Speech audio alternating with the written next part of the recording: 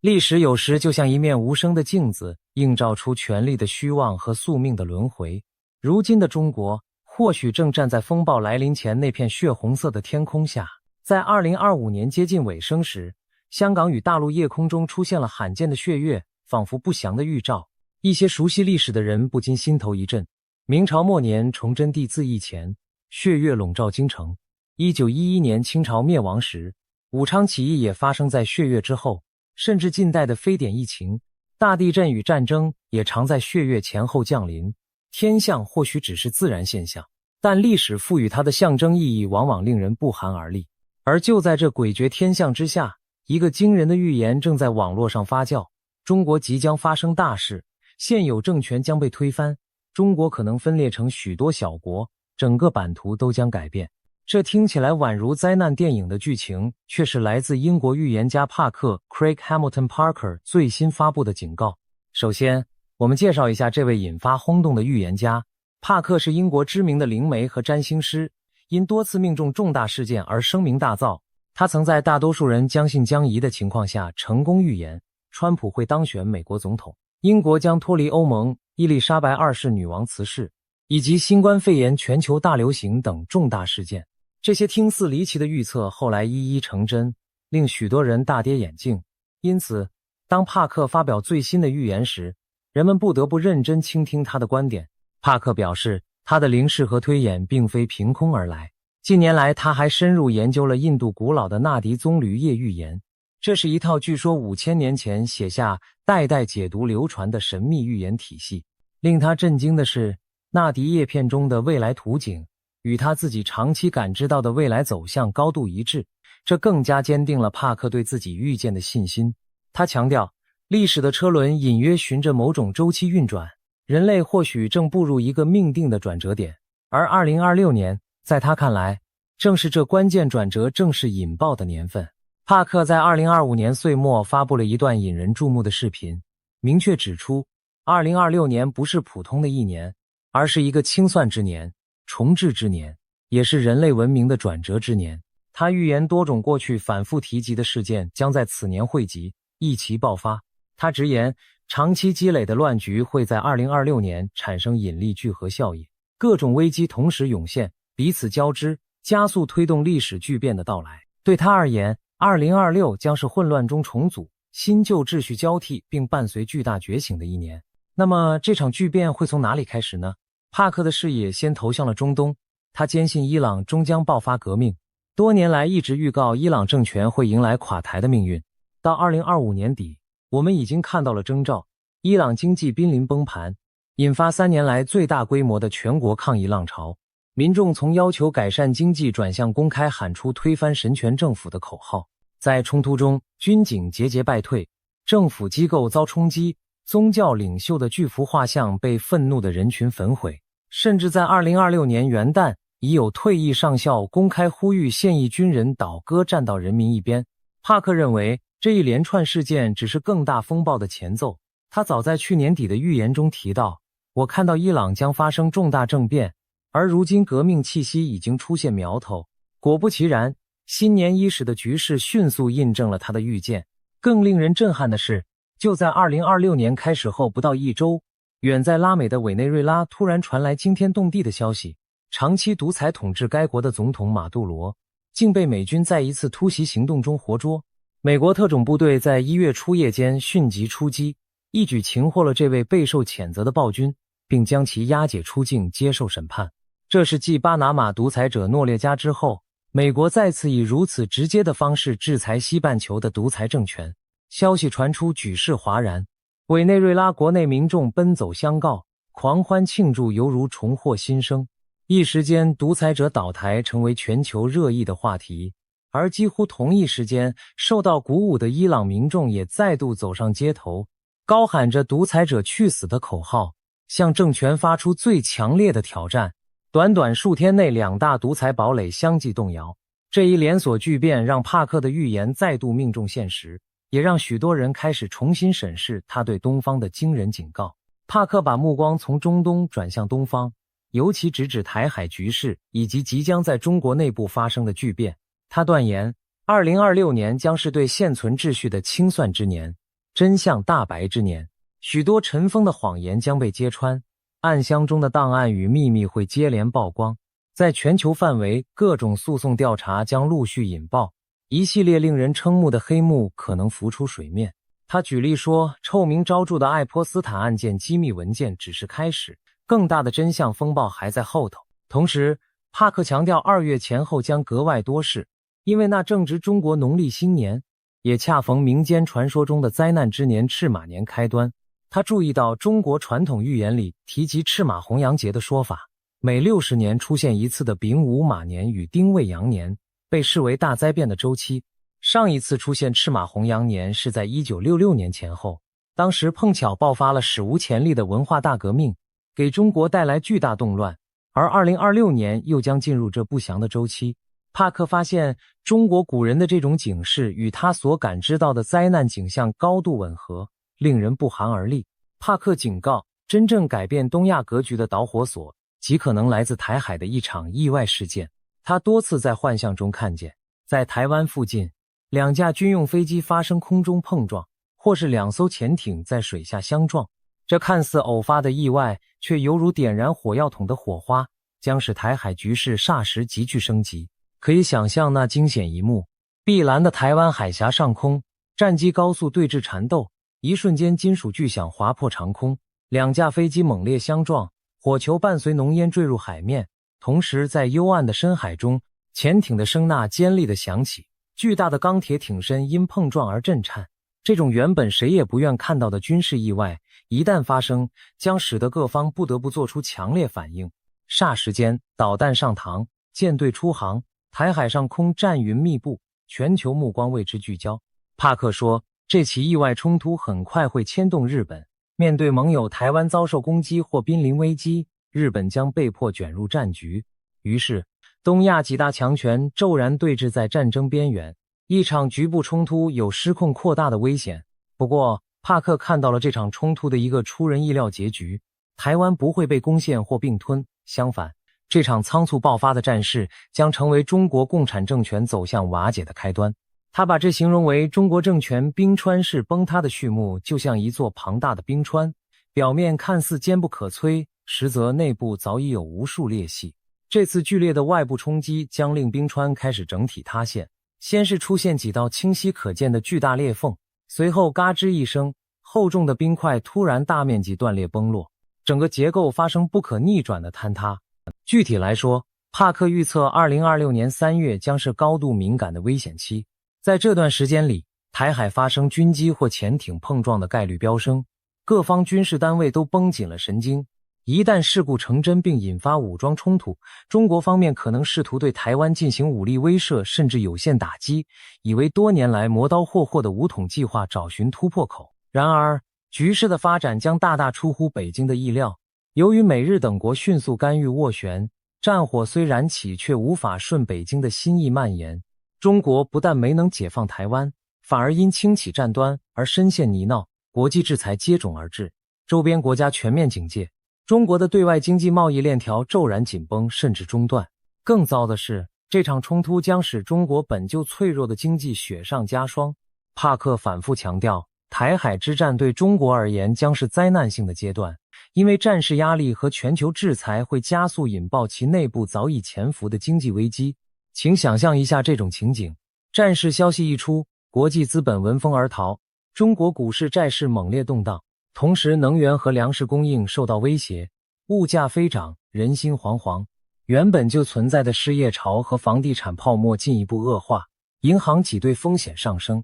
短短几周内，中国经济可能从增长停滞转为急剧崩盘的态势。帕克断言，这将引发严重的社会动乱，企业倒闭，工人罢工，民生凋敝，各地抗议示威此起彼伏，甚至爆发骚乱和冲突。过去以高压维稳闻名的中国政府，忽然发现自己疲于奔命，自顾不暇。更为雪上加霜的是，帕克在预示中多次看到一种诡异的气体事件将在东方发生，成为压垮中共政权的另一根稻草。他形容那似乎是一团翻滚的毒气云，与东方某地有关。这团毒云可能源自火山喷发，也可能来自大型工业事故、海底天然气泄漏，甚至可能是某种极秘密武器的试验失控。不论来源如何，结果都是惊人的有毒气体在空中蔓延，笼罩大范围地区，导致大量生灵陷入危险。这起离奇的灾难将在中国国土上引发巨大的恐慌和混乱，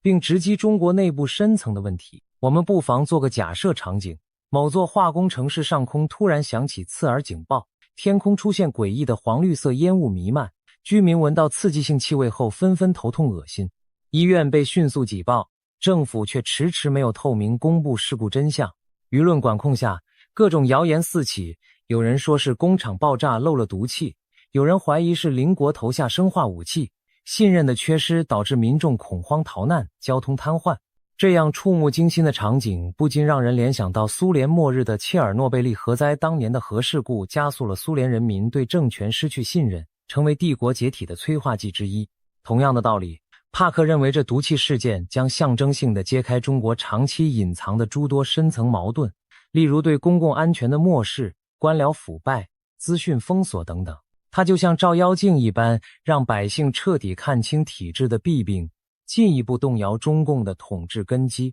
除此之外，帕克还预见了网络世界的致命一击。他警告，一场前所未有的大规模网络攻击将突袭全球，在金融系统中引发连锁混乱，而中国将首当其冲地遭受打击。想象一个没有硝烟的战场，某天世界各地的银行系统突然集体当机，股票交易无法进行，电网与交通管理系统也相继故障，人们的存款凭空消失一大半， ATM 无法吐钞，各种数位服务陷入瘫痪。这正是帕克所形容的全球金融失序景象。在这场网络灾难中，可能有国家级的黑客组织趁虚而入，也可能是新型 AI 病毒脱缰肆虐。不管源头如何，结果是各国皆乱作一团，而网络依存度极高的中国尤为脆弱，数亿人的支付生活瞬间停顿，企业交易资料尽失，银行资金流转受阻，甚至政府部门内部通讯系统也受到干扰崩溃。财经专家将这形容为一场金融海啸，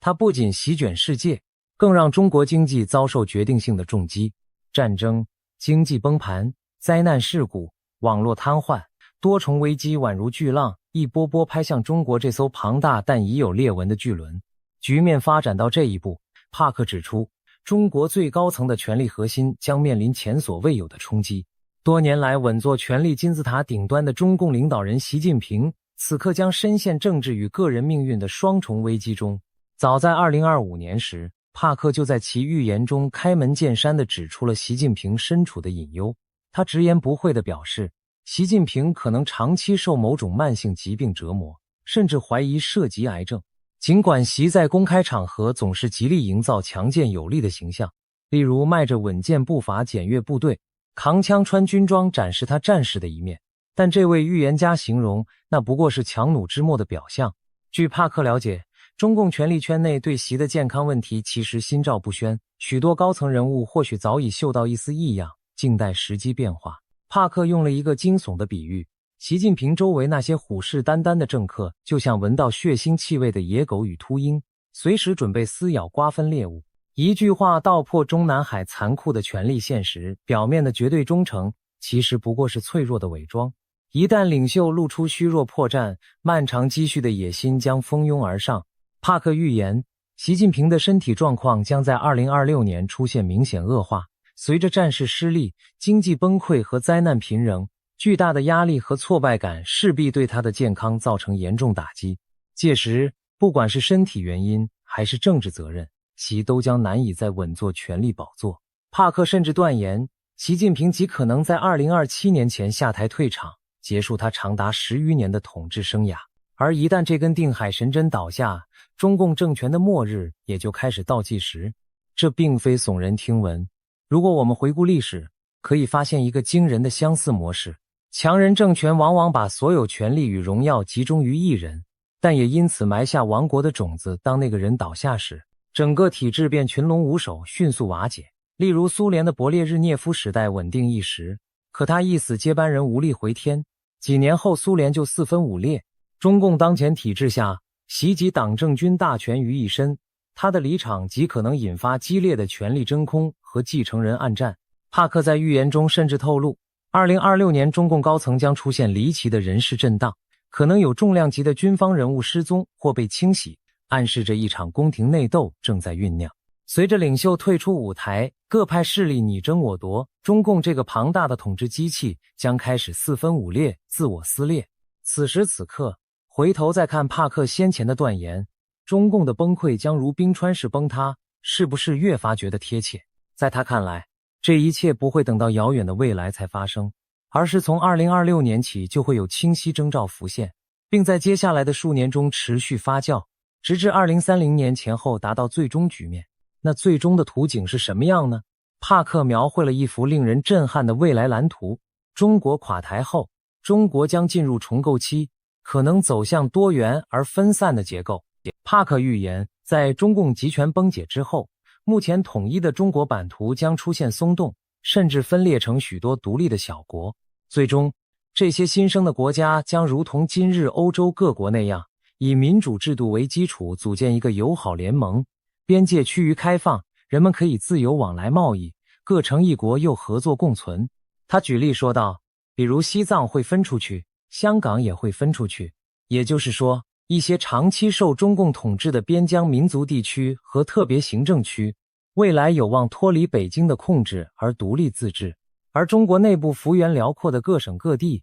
也可能按照文化和经济差异形成若干新的国家。听起来这仿佛回到了历史上的春秋战国时代诸侯割据、群雄逐鹿。但与战国血雨腥风不同的是，帕克勾勒的更像是一种现代版的邦联体系，各国之间不是仇敌征战，而是类似欧盟般在平等合作中谋求共存。这样的预言无疑非常大胆，也让不少人震惊。难道中国真会四分五裂吗？要知道，新中国自1949年成立以来，从未经历真正的分裂，即便文革动乱、苏联解体时，中国也保持了统一。但帕克的预见并非毫无依据。环顾世界，我们并非没见过类似的巨变，昔日如日中天的苏联帝国不就突然解体成15个国家了吗？时间倒回1990年代初，苏联在经济危机和政治僵化中摇摇欲坠，一夜之间加盟共和国纷纷宣布独立，曾经版图横跨欧亚的超级大国顷刻土崩瓦解，让世人震撼不已。中国共产政权与前苏联体制本就有许多相似之处，当内部矛盾无法调和，统治信用彻底破产时，走上苏联后尘也不是没有可能。事实上，中国历史本身就经历过多次朝代更迭与天下分合的循环。所谓合久必分，分久必合，朝代末年往往战乱四起，割据林立，经过一段群雄竞逐的混乱时期后，又重新统一。例如汉朝灭亡后出现三国鼎立，唐朝灭亡后五代十国割据，元朝之后汉人明朝重建，清朝灭亡后民国初年也一度军阀混战，各省几乎独立为政。那些时期的中国，地图上同时存在着多个政权并立的局面。虽然当代的民族国家观念与古代诸侯不同，但政权瓦解导致领土分裂的现象，放诸古今中外皆有迹可循。帕克的预言是，2026年只是开端，中国的分裂不可能在1年内立刻完成，但迹象将越来越明显。或许在动荡开始后，一些边远地区就会出现离心倾向，新疆东突厥斯坦可能出现强烈的独立声浪，西藏自治运动重新高涨，内蒙古也可能寻求更大自主，香港和澳门作为一国两制的特区，届时也许会要求完全的高度自治，甚至事实独立。中国广大的东南沿海富庶省份与内陆贫困地区本就差异巨大，当中央政府权威崩解，这些经济中心区域可能率先自组新政权，以维持秩序和繁荣。北方的北京、东北，南方的广东、上海、江浙，西南的川滇，华中的两湖两广，不难想象，各地实力派人物将纷纷而起，各自统筹一方。在最坏情况下，中国或现出数十年未见的权力真空与割据态势，但在较乐观的版本中，各地经短暂震荡后达成共识，设立松散的联邦或邦联架构，以避免无谓内战，让人民免受更大苦难。那么这一切什么时候会尘埃落定？帕克认为可能要到2030年前后，中国的新格局才会成型。他强调，这并非一朝一夕之变，而是一个过程。2026年揭开序幕后，未来几年中共统治将如强弩之末，逐渐退出历史舞台。到了关键节点，历经战乱和动荡的中国各地终于开始重拾秩序，以全新的面貌屹立于世。那时候，也许我们会看到一个东亚联盟式的新体系，昔日大一统的中国变成数个国家，但彼此经济文化联系紧密，人民依然有共同的文明根基，只是不再由集权统一控制，而是以民主自由的价值连结。在这样的前景下，东亚或许能迎来真正的和平与繁荣，没有霸权扩张，没有内部殖民式的压迫，每个地区都能决定自己的命运，同时和平共处。面对帕克这个惊人的预言，许多人会问，中共政权为何会突然垮台？看似稳固的中国大局怎会说变就变？其实，这就像前面冰川崩塌那个比喻，巨大的冰层早已遍布裂缝，只是外表仍然完整，一旦触发临界点，就会土崩瓦解。中共的统治结构本质上可以说是一座靠强力支撑的空心大厦，这座大厦的地基正被以下因素一点点侵蚀掏空。首先是经济下行，过去中国经济高速增长为政权提供了合法性依托，许多人默许专制是因为日子一年比一年好。然而近年来增长奇迹难以为继，制造业外迁，失业率高企，房地产泡沫濒临破裂，地方债务黑洞难以填补，老百姓感受到生活压力与日俱增，年轻一代甚至出现躺平和摆烂文化，对未来失去信心。经济的颓势让中共苦心经营的执政根基变得动摇，饭碗端不稳，政权坐不牢，这在历朝历代都是颠扑不破的道理。其次是社会撕裂，在高压统治与信息封锁下，中国社会表面一片祥和，但暗流涌动，贫富差距不断扩大，权贵资本垄断资源，导致民怨沸腾，官民矛盾尖锐，贪腐横行，使百姓对政府公信力荡然无存，各族群各阶层之间缺乏坦诚沟通，彼此隔阂越来越深。尤其2022年底爆发的白纸运动，年轻人举白纸抗议风控已露出社会，忍耐到了极限。虽然中共一度用强硬手段平息风波，但那其实是压抑不满情绪的最后一根阀门被打开的信号。社会内部的离心力已在积蓄，一遇重大危机就可能全面爆发。再次是信仰缺失与精神枷锁，中共几十年来以无神论和党权至上取代了传统道德信仰，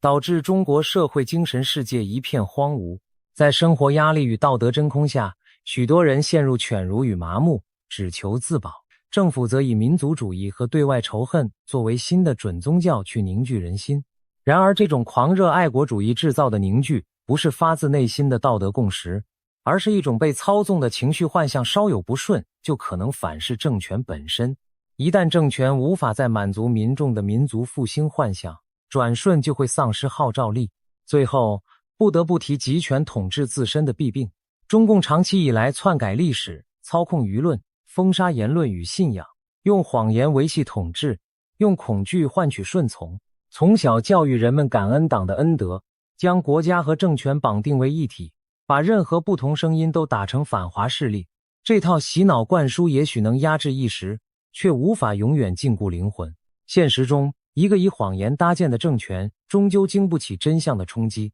当内外交困加剧，人们将越来越清醒地识破中共的欺瞒手段。民众一旦明白了中共不是中国，它只是劫持中国的少数统治者，就会开始思考摆脱枷锁的可能。许多中国人内心早埋下了渴望真相与自由的火种，只是在高压下不敢表达。而一旦这火种被点燃蔓延，集权的堡垒将不攻自破。综上所述，帕克所描绘的中国巨变图景并非天方夜谭，而是建立在对当前现实的深刻洞察之上。这听来惊悚，却并非毫无根据。经济、社会、信念、权力结构的多重危机，早将中共大厦掏空成一副虚壳，只待骤风吹来便会坍塌。帕克的预言只是预示了那阵骤风可能很快到来。在战争挫败、天灾人祸和人心思变的交织下，中共冰冷僵硬的统治终将碎裂。当然，预言毕竟是预言，再准确也不是既定的命运。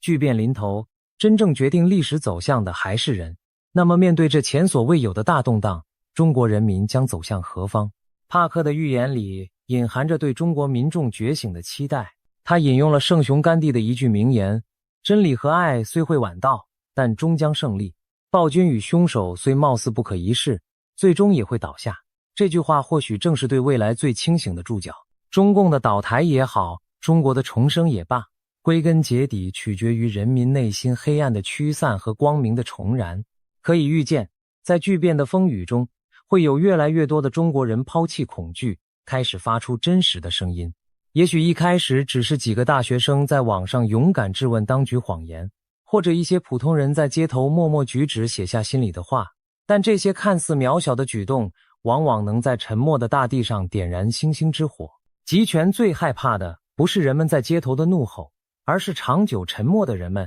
开始互相交换真实的信息。当谎言被一次次戳破，当百姓不再盲从附和，这个政权便如风中残烛，稍一动摇就会熄灭。在这一点上，我们已经看到了历史性的开端。数以亿计的中国人透过三退运动宣告退出共产党、共青团、少先队，哪怕只是象征性的一个声明，也是精神上的自我解放。退出中共不再与谎言为伍，意味着从心理上挣脱了恐惧的枷锁。这些年来，已有上亿人做出了这样勇敢的选择，这可能是人类历史上最大的非暴力觉醒运动之一。中共对此惧怕万分，因为他清楚这代表着自身伪装出合法性的根基正在被一点点抽空。当越来越多的中国人勇于直面真相，拒绝为专制唱赞歌，拒绝被民族主义仇恨绑架，那么中共煽动的那些狂热将失效，谎言的堡垒终将自我崩解。中国人民真正的出路不是等待任何外来拯救，而是从自身开始醒悟和行动。只有识破谎言，拒绝充当集权的附庸，勇敢的且理智的传播真相，彻底在心灵与行动上与中共划清界限，未来的新中国才有可能诞生。当这一刻到来，中共政权便会如朽木遭墙般轰然倒塌。总而言之，帕克的这番预言为我们展现了2026年前后中国以及世界可能发生的惊涛骇浪。这其中有战争的危机、灾难的考验，也有真相大白和觉醒带来的希望。他甚至提到更令人不安又振奋的预示还在远方。帕克相信地外文明其实真实存在且长期造访地球，各国政府因恐惧与羞愧而隐瞒此事，但在即将到来的转折期内，人类或许会迎来大揭露之年，外星文明的真相将昭然于世。如果这也属实，那么我们这一代人将见证的不仅是国家政权的更迭，更是人类对自身处境的终极反思与新生。听完这些预言，也许有人兴奋，有人质疑，有人不安。然而无论预言是否全面成真，有一点我们几乎可以肯定，未来几年，世界将面临前所未有的巨变考验，中国也是将经历脱胎换骨的震荡与转型。正如帕克所说，2026年可能是人类走出黑暗，迈向新纪元之前必经的一次大清算。我们或许正在亲历一段改写历史的日子。当风暴过境，回首再看，也许多年后的人们会将2026年前后视作21世纪的分水岭。在这场席卷全球的巨变中，东方古老的文明将如何涅槃重生？14亿中国人将迎来怎样的命运转折？是陷入更深的黑暗，还是迎来光明的晨曦？这一切最终要交由时间和人民自身去回答。历史从不眷顾欺骗者，更不会永远庇护暴君。或许真理会迟到，但永不缺席。暴政看似猖狂，但绝非长久。当黎明的光辉穿透漫漫长夜，我们终将知道帕克的预言是否应验。而无论结果如何，可以确信的是，中国的未来掌握在中国人民自己手中。每一个敢于追求自由与真相的普通人，都在默默书写着这部宏大的历史剧本。让我们拭目以待，迎接那终将到来的新篇章。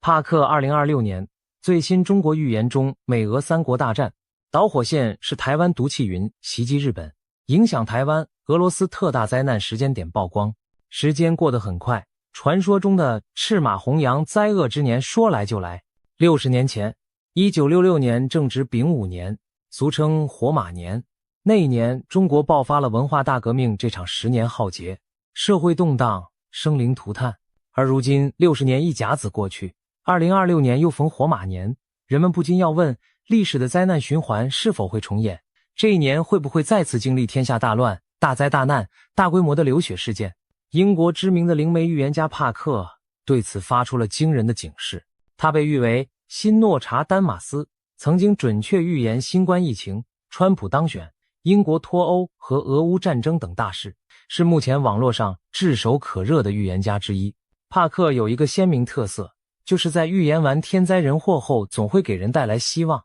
强调劫难并不可怕，大灾过后就是大福。这种先苦后甜的风格也正是他受欢迎的原因之一。去年年底，帕克发布影片预言了2026年的整体运势。他直言2026年将是清算之年，许多隐藏的谎言会被揭穿，尘封的真相将大白于天下，全球将出现大量诉讼和审判，许多人和势力被迫为过去的所作所为付出代价。帕克指出，转折点会在2月前后，碰巧2月也是农历新年，过了新年就进入中国传说中的灾难马年，这和他灵视中看到的情景不谋而合。他更进一步表示，2026年不仅是清算之年，也是旧时代走向终结、新纪元开启的转折之年。人类文明似乎即将迎来重大的重置契机，迎接一场翻天覆地的巨变。事实上，帕克认为全球力量版图将在2026年出现戏剧性转换，经历多年血火的俄乌战争有望在出人意料的外交突破下告一段落。他预测美国领导人，可能是再度执政的川普，将与俄罗斯总统普京达成一项意外的协议，从而结束欧洲战场的敌对局面。然而，这并不意味着和平从此降临。帕克警告，紧张局势只会从欧洲转移到远东地区，尤其是台海。他特别指出，2026年春天，全球将弥漫着浓重的战争阴影，其中一个导火索极可能出现在台湾海峡。试想在台海上空或水面下出现一次危险的军事对峙，也许是一架战机与对方军机惊险擦撞，或者一艘潜艇与水面舰只发生碰撞，这类事件会在瞬间将紧张态势推向失控边缘。台海上空剑拔弩张，两岸和美日的部队全都严阵以待，任何一个误判都可能点燃战火。此时各方神经紧绷，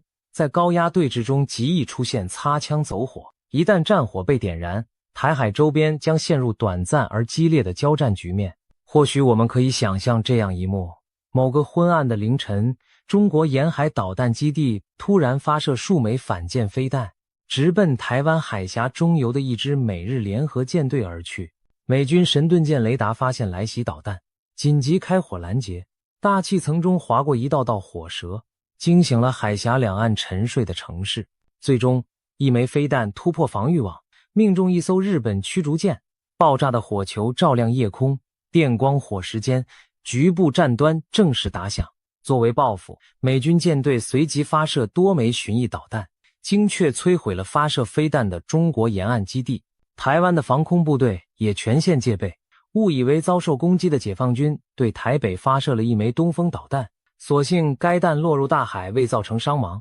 但台湾空军随即紧急升空，进入战备巡航状态，整个台海陷入一片弹雨与火光之中。短短几天内，中国人民解放军在东南沿海频频出击，试图对台实施局部封锁，并攻占靠近大陆的台湾外岛。然而美日联军以压倒性制空与制海权进行反制，数次挫败了解放军的登岛企图。在此过程中，中国海军一艘先进驱逐舰被鱼雷击沉，空军也损失了多架战机。尽管北京当局未对美本土宣战，但东亚的有限战争已造成重大伤亡和震撼，全球金融市场闻讯暴跌，难民潮开始酝酿，整个世界都屏息关注着远东局势的发展。帕克预言这起突发事件将如同火星掉进火药桶，不仅引爆台海之间的武装冲突，还会将周边强国卷入其中。日本作为邻近大国，势必被迫介入战事，美国也很可能迅速动员协防台湾。短时间内，美中俄日四国全被牵动，形成一次新的四国大战。帕克强调，美中俄三方的对峙其实早已在暗中酝酿多时，如今终于因台海的火花被引燃。中国和俄罗斯将加紧构筑对抗美日的军事同盟，东亚上空重新出现冷战式阵营对立的局面。那么，这场由台湾问题引发的冲突会不会演变成世界大战？帕克认为，战局虽凶险，但可能以一种间接战争的形式发生，而非超级大国直接正面核对抗。所谓间接战争，就是透过代理人之战或局部交火来较量，各强国避免直接对彼此本土动武。然而，即使是局部的代理冲突，其规模和影响也将前所未有。帕克提到了印度占星推算的一个关键时刻，3月25日前后，太阳与土星相合，将成为重大冲突的触发点。在那个时间窗口，大帝国的领导人可能威胁并挟持较小国家的元首，甚至发生斩首式的暗杀行动。帕克过去曾准确预见伊朗政局将迎来巨变，他预测在2026年3月中下旬，或许会出现针对伊朗最高领袖的定点清除攻击，不是全面战争，而是一次精心策划的斩首行动。如果这预言成真，中东局势将随之剧烈震荡，伊朗政权可能崩塌并爆发革命。同一时期，在亚太方向，台海危机也会达到顶点，稍有不慎就会引发美中日俄间接交火。一时间，全球多个火药桶被同时点燃，中东的火药库也开始爆炸。伊朗领袖一旦遇刺，当局强硬派与民众爆发激烈冲突，整个中东地区陷入动荡。以色列与伊朗代理人武装摩拳擦掌，战火一触即发。朝鲜半岛上空也阴云密布，北韩趁机试射导弹挑衅，韩国和驻韩美军迅速进入戒备状态。南亚方面，印度和巴基斯坦因边境摩擦剑拔弩张，甚至中国西部边境也出现军队集结的异动，连远在南美洲的委内瑞拉反政府势力都趁势掀起推翻独裁者的浪潮。世界磅礴整体滑向战乱的深渊，战争的烈火一旦烧向东亚，最大的震撼将落在中国自身。帕克预言，中共政权会在这场冲突中遭受致命重创，进而走向不可逆转的崩溃。可以设想，台海战端一开，中国即使没有与美日发生核战，也将遭到前所未有的制裁与封锁，经济陷入绝境。中国经济本就隐患严重，一旦再被战火拖累，更是雪上加霜。帕克形容中国的垮台过程犹如冰川式瓦解，表面上庞大坚硬，实则内部早已布满裂缝，在外部打击和内部崩解的双重作用下，终将一块块碎裂倾颓。他预言中国的经济体系将在战争和制裁夹击下迅速崩盘，出现通货膨胀失控、供应链断裂、大批企业倒闭、金融市场冻结等连锁反应，甚至政府可能陷入财政瘫痪，无力支付公务员和军队薪饷。随着局势恶化，政治高层内部矛盾也会激化。帕克透露，2026年中国还可能发生重大基础设施灾难，成为压垮政权的最后一根稻草。这场灾难也许是一列高速列车的特大事故，或者更可怕的是与长江三峡大坝相关的严重事件。试想，若三峡大坝出现险情，其影响将涉及数千万人口的安危，对政权造成毁灭性打击。内忧外患交织之下，帕克预见中国最高领导层将发生剧烈动荡，可能有高层人物神秘失踪或遭清洗，甚至习近平的健康都会急剧恶化并最终退位。种种迹象显示，中南海权力核心正在土崩瓦解。帕克预言习近平将被迫下台，或因健康问题，或因党内逼宫。随着最高统治者倒台，中共体制失去主心骨，全国各地陷入群龙无首的混乱状态。此时的中国内部局势陷入失控边缘。北京市民惊恐地发现，政府部门已无人维持基本秩序，银行挤兑风潮四起，超市货架被一扫而空，街道上时有绝望的民众集结抗议。武警和军队奉命镇压，却也有部分官兵同情百姓而放下武器。多年的高压统治在顷刻间土崩瓦解，民众再也不畏惧，手无寸铁地走上街头，高喊要自由要食物的口号。一些偏远省份的官员干脆与北京断绝联系，开始自行治理当地事务。新疆和西藏地区的地方领导人宣布自治，赶走中共党官。当地民众在清真寺和寺庙的聚集中庆祝获得自由。东南沿海的广东、福建等经济大省则迅速组成临时联盟，自行维持社会秩序，并与国际社会接触。他们公开表示欢迎民主选举和外资进入，磅礴一夜之间从独裁统治下解脱出来。驻扎在各地的解放军部队陷入群龙无首的困境，有的选择向民众妥协，有的则变成盘踞一方的地方武装。各路军阀雏形开始浮现，让人仿佛回到了100年前的军阀混战时代。世界各国对中国局势巨变既震惊又担忧，邻近的俄罗斯和印度匆忙在边境增派军队，防止难民涌入。同时，美国、日本等国迅速派遣特遣队潜入中国境内，试图确保中国的核武库和生化武器不落入恐怖分子或极端势力之手。一时间，中国领土内各种势力错综复杂，有志于民主改革的临时政府，割据一方的军事势力，图谋不轨的残余共党强硬派，以及躲在暗处蠢蠢欲动的恐怖组织，都在这片广袤土地上角力。中华大地经历着近代以来最剧烈的动荡和转型，最终的结果是中国出现4分5裂的局面。帕克描绘了一个令人难以置信的未来，一个统一了70多年的大国，竟在内外交困中解体成许多彼此独立的小国家。这些新生的政权将各寻出路，有些地区可能引入民主制度，形成如同欧盟那样的邦联体系，国界将趋于开放，人们可以自由旅行和经商，过去高压封闭的威权秩序不复存在。当然，这样的转变不可能在一夜之间完成，但帕克相信2026年将种下中国未来分裂和重生的种子。可以想见，届时中国国内可能陷入无政府的割据状态，新疆、西藏等边疆少数民族地区趁机要求自治独立，广东、上海等沿海附属省份成立自治政府，各路军方派系拥兵自重，华帝称雄。昔日中央集权瞬间土崩瓦解，民间长期遭压抑的自由呼声也会在乱局中高涨，公民社会的力量开始重新塑造国家的未来。有趣的是，这一幕似乎也印证了许多中国传统寓言对末代洪朝瓦解的描述，红旗落地，四海分疆。如今帕克眼中的画面与传说相符，令人不寒而栗的同时，也给人一丝新时代降临的曙光。然而，中共的倒台并不意味着世界就此太平。帕克警告，全球的紧张与混乱不会因中国政权更迭而立刻消解，恰恰相反，接下来数年，世界可能依然动荡，各种危机此起彼伏，人类彷佛走到了文明崩溃的边缘。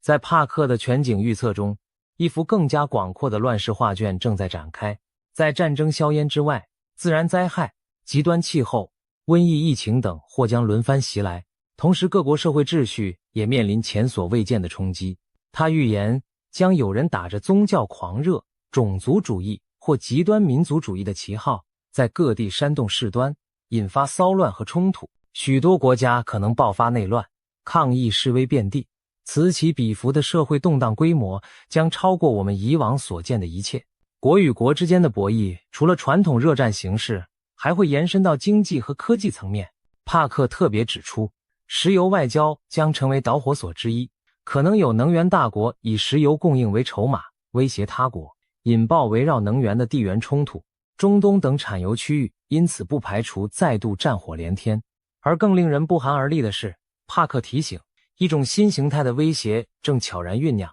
那就是所谓的科学恐怖主义。未来的战争不仅局限在陆海空与太空，还将渗透无形的网络空间和尖端科技领域。帕克预测，人类可能遭遇一场由人工智能主导的大规模网络攻击。试想，一群隐藏在暗网背后的黑客，操纵着自学进化的 AI 武器对全球发动网战，银行账户莫名归零，电力和交通系统瘫痪，大量机密数据被清除或窃取。一夜之间，现代文明对电脑和网络的依赖反而成了致命弱点。我们熟悉的日常生活霎时停摆，秩序陷入混乱。试想，在某个平凡的早晨，人们像往常一样准备上班，却惊恐地发现手机完全没有信号，网络连接中断，交通信号灯失灵，城市里一片混乱的车流堵塞，银行的 ATM 机器无法提供现金，超市的收银系统也因网络故障而瘫痪，购物者只能干瞪眼地看着货物却无法结账。更糟的是，当日傍晚，人们打开电视却发现所有频道都无法播出新闻，取而代之的是一片雪花杂讯。到了夜里，整座城市陷入前所未有的黑暗，电网似乎遭到攻击，导致大规模停电。高楼大厦里的人们被困在电梯里，医院的供电全靠紧急发电机勉强维持。警方和消防部门的调度系统也纷纷出现故障，导致救援响应迟缓。街头开始有不法分子趁火打劫，砸碎商店橱窗进行偷窃，治安迅速恶化。城市上空盘旋的警用直升机因通信中断而无法及时获取资讯，只能盲目巡逻。在这短短的24小时内，现代都市骄傲的高科技系统庞佛倒退回了几十年前的水平，人们才惊觉自己是多么依赖那些看不见的网络与电力。在这场无形的战争中，每个普通人都成了受害者。这种场景并非耸人听闻的杜撰，而是很可能真实上演的未来一幕。这绝非耸人听闻。帕克郑重警告大家，一定要将重要资料备份在离线的本地储存中，千万别只依赖云端，因为在未来的网络战中，云端资料库很可能首当其冲遭到破坏。除了网攻，其他形式的高科技恐怖活动也可能出现，比如不排除有人挟持基因工程技术，制造出全新的致命病毒在人群中散播，或者操纵成群的武装无人机袭击城市和基础设施，甚至发动太空战，使卫星纷纷坠落地面。过去只存在于科幻小说里的种种画面，都有可能在现实中上演。人类将第一次见识到科技反噬的恐怖。科技狂潮也会在经济领域引发震荡。帕克预言，2026年春季蓬勃发展的人工智能产业可能泡沫破裂，高估的科技股会突然暴跌，全球经济随之出现短暂而剧烈的衰退。他甚至预测，一种主要的加密货币价格将崩盘式下跌高达 70%， 动摇投资人对整个虚拟货币市场的信心。硅谷等科技重镇或将掀起裁员潮，创投圈的繁荣神话瞬间熄火。虽然这场经济低迷可能是短暂的，但它将暴露全球金融体系深层的构造性缺陷，预示更大的重置在酝酿之中。社会方面，帕克也看到了经济压力和文化冲突引发的民众抗议浪潮。在一些西方国家，随着生活成本飙升和移民问题激化，可能出现大规模的示威骚乱，甚至引发宪政危机。就连英国这样老牌民主国家也难逃动荡。帕克认为英国将因金融动荡导致执政党内斗，政府垮台改选，同时多座城市爆发反移民骚乱和宗教极端对立。在欧洲其他地区，也许会冒出一位主张禁止某宗教的领袖人物，煽动文化冲突，紧张局势达到几十年来的最高点。或许我们可以想见这样的景象，在巴黎、伦敦等大城市，数以万计的示威者走上街头，抗议政府的无能和经济困境。抗议的人群举着标语，高喊口号。一开始还算和平，但随着极端分子混入队伍，场面开始失控。傍晚时分，有人点燃了停在路边的汽车以发泄怒火，火光和黑烟很快在街巷蔓延。防暴警察射出催泪瓦斯，试图驱散人群，却激起更强烈的反抗。一些蒙面年轻人开始向警察投掷石块和燃烧弹，商店的玻璃窗被砸碎，奢侈品被洗劫一空，整条香榭丽舍大道陷入混乱，警笛声与直升机的轰鸣声交织在夜空。与此同时，在另一边的广场上，宗教和族群之间的冲突也在上演。一群极右翼分子正在攻击一座清真寺，高喊排外的口号，而当地穆斯林社群则组成人墙，试图保护他们的礼拜场所。双方僵持不下，很快演变成肢体冲突，甚至流血事件。警方人手严重不足，只能眼睁睁看着多起冲突同时在城市各处爆发。这种种景象庞佛把社会撕裂成对立的阵营，让整个欧洲陷入几十年未见的紧张状态。至于美国，尽管帕克未详述，但从种种迹象看来，美国国内的政治极化与种族矛盾也可能在未来几年引发罕见的动荡。一场经济衰退和社会撕裂的夹击，足以让任何国家陷入混乱。由此展望，当战争、经济、社会三重危机交织，我们不禁要问，是否真有一只无形之手在将人类推向毁灭的边缘？好在黑暗中仍有亮光闪烁。帕克并非孤独地发出警告，他还特地请教了远在南亚的神秘智者们，寻求更多启示。他透露，自己还专门咨询了印度最神秘的预言家群体，也就是纳迪叶圣者的解读师们。这群有修为的印度圣者早已在为全人类祈祷，祈愿神明介入阻止灾难。他们的占卜预言与帕克的灵视高度吻合，庞佛不同来源却看到了相同的未来画面。这种纳迪叶预言术极为神秘，传说数千年前，古印度有18位圣者，用梵文在棕榈叶上记录下无数人的一生，其中每一片叶子都对应着未来某个寻找他之人的命运。纳迪叶解读师世代相传，保存着这些叶片，通过指纹将寻访者与命定的叶子匹配。他们会让来访者提供指纹，然后凭肉眼将其分类，比对特定的一捆叶片，再逐一念出叶子上记载的个人资讯以供核对。当叶片上连父母、配偶、名字等细节都对上时，那片叶子便被确认属于这位访客。接下来圣者预言将揭示此人的未来。帕克亲身体验过纳迪叶的神奇，因此对其深信不疑。他找到的那片叶子不仅准确写出了他母亲的小名，甚至预言他此生将以灵媒预言家的身份闻名于世。如今帕克也将纳迪叶预言用于研判世界大事。他惊讶地发现，印度圣者从棕榈叶中解读出的未来图景与他自己灵视中看到的几乎如出一辙。接下来我们将看看这些惊人的灾难预警以及潜藏在幕后的神秘线索。在帕克的预言中，有一幕格外离奇骇人，让人想起末日启示般的场景。一团巨大的毒气云笼罩着东亚天空，所过之处生灵俱灭。帕克表示，早在2015年他出版的著作《来自宇宙的讯息》中，就曾预言未来会出现这样一团致命的气体云，威胁到整个国家的生存，并让全球陷入惊恐。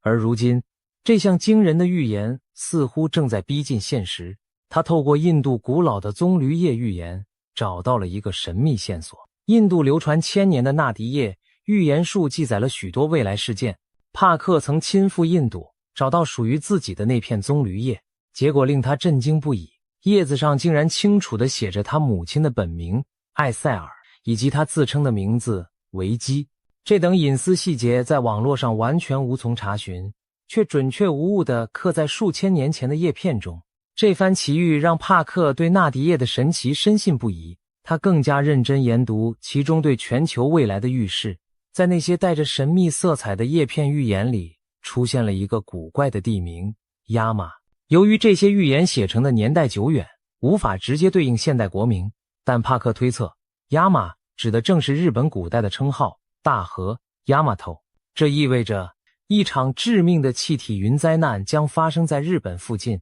帕克进一步解读认为，这团巨大的毒气云来源于日本周边海域的一座海底火山剧烈喷发，那座火山将释放出大量含有剧毒的气体，这些气体在海平面上空聚集扩散，形成一大片死亡云团。更可怕的是，在大气环流作用下，这团毒气云将从东北方向逐渐飘向日本列岛上空，影响范围可能波及整个日本，甚至远至俄罗斯的远东地区。一旦这团毒云成型，后果不堪设想。想象一座沿海城市在毫无预警的夜晚被无形毒物悄然吞没，人们在睡梦中因呼吸致命气体而中毒昏迷，街头出现大批伤亡，却看不见任何明显灾害来源，那将是多么恐怖的场景。或许届时会有这样令人心碎的一幕：日本青森县一座渔村的清晨，邻居发现一户人家的灯还亮着，但屋内却寂静无声。村民推门而入，惊见整个家庭5口人仍保持着睡觉的姿态，却早已没有了呼吸。他们脸上毫无痛苦的表情，只是庞佛就此安详的长眠。没有人知道，致命的毒气早已在夜半渗入这座村庄，夺走了一家人的生命。类似的悲剧在沿海各地不断上演。港口码头边，有渔民倒伏在甲板上，再也没能醒来。公路上，一辆小车失控冲出路面，司机已经毒发身亡，车辆才无人驾驶地冲出护栏。一时间，整座日本北部地区求救电话响成一片，医院收治的患者全部神志不清，呼吸衰竭，让医护人员手足无措。这些画面透过网络传播到全世界，让所有人心惊胆战。如果这样的灾难降临，日本乃至世界都将陷入巨大的恐慌。日本作为高度工业化国家，人口密集，核电设施众多，一旦毒气云引发恐慌，可能造成的间接损害更难估量。更令人毛骨悚然的是，帕克怀疑这场看似天灾的毒云劫难背后可能藏着人祸的黑手。他提出一种惊人的猜测，认为这或许是某种间接战争阴谋的一部分。也就是说，不排除有势力故意引爆海底火山，制造出这场伪装成天灾的大规模杀伤事故，以打击其敌对国家却不留军事攻击的痕迹。届时，日本政府恐怕将立即宣布国家紧急状态，下令民众紧闭门窗，佩戴防毒面具，甚至组织大规模撤离沿海地区。一些核电站、化工厂等敏感设施也可能被紧急关停，以免毒气侵入引发次生事故。亚洲邻国方面，韩国、台湾等地也将严阵以待，防备毒云飘入境内。可以预见，国际社会会对此高度关注，各国媒体轮番报道，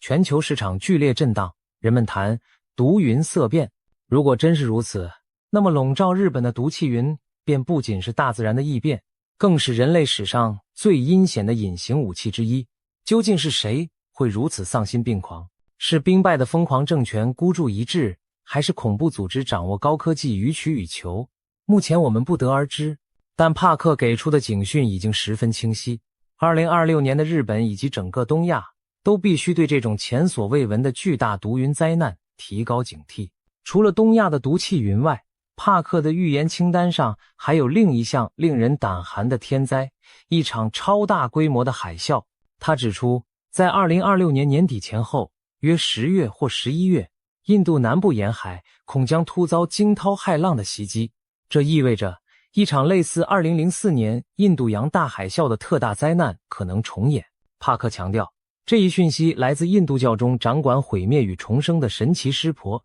透过纳迪叶预言传达的开示。庞佛是神灵在向人类提前示警，印度洋深处正在酝酿一场毁灭性的巨浪。回顾2004年12月发生的印尼 9.1 级强震及其引发的海啸，短短数小时内夺走了超过25万条人命，波及印尼、泰国、斯里兰卡、印度等多国沿海，成为人类史上死亡人数最多的自然灾害之一。如果帕克的预言成真，2026年的印度洋恐怕将再掀滔天巨浪。帕克点出的南印度地区可能包括泰米尔纳德邦、喀拉拉邦一带，那里人口稠密，宗教圣地和旅游胜地众多。一旦海啸突袭，寺庙、渔村、城镇将瞬间化为泽国，生命财产损失无法估量。清晨时分，在印度洋沿岸某个渔村，小孩子们正光着脚在沙滩上玩耍。他们惊奇地发现，大海突然异常地退去了老远，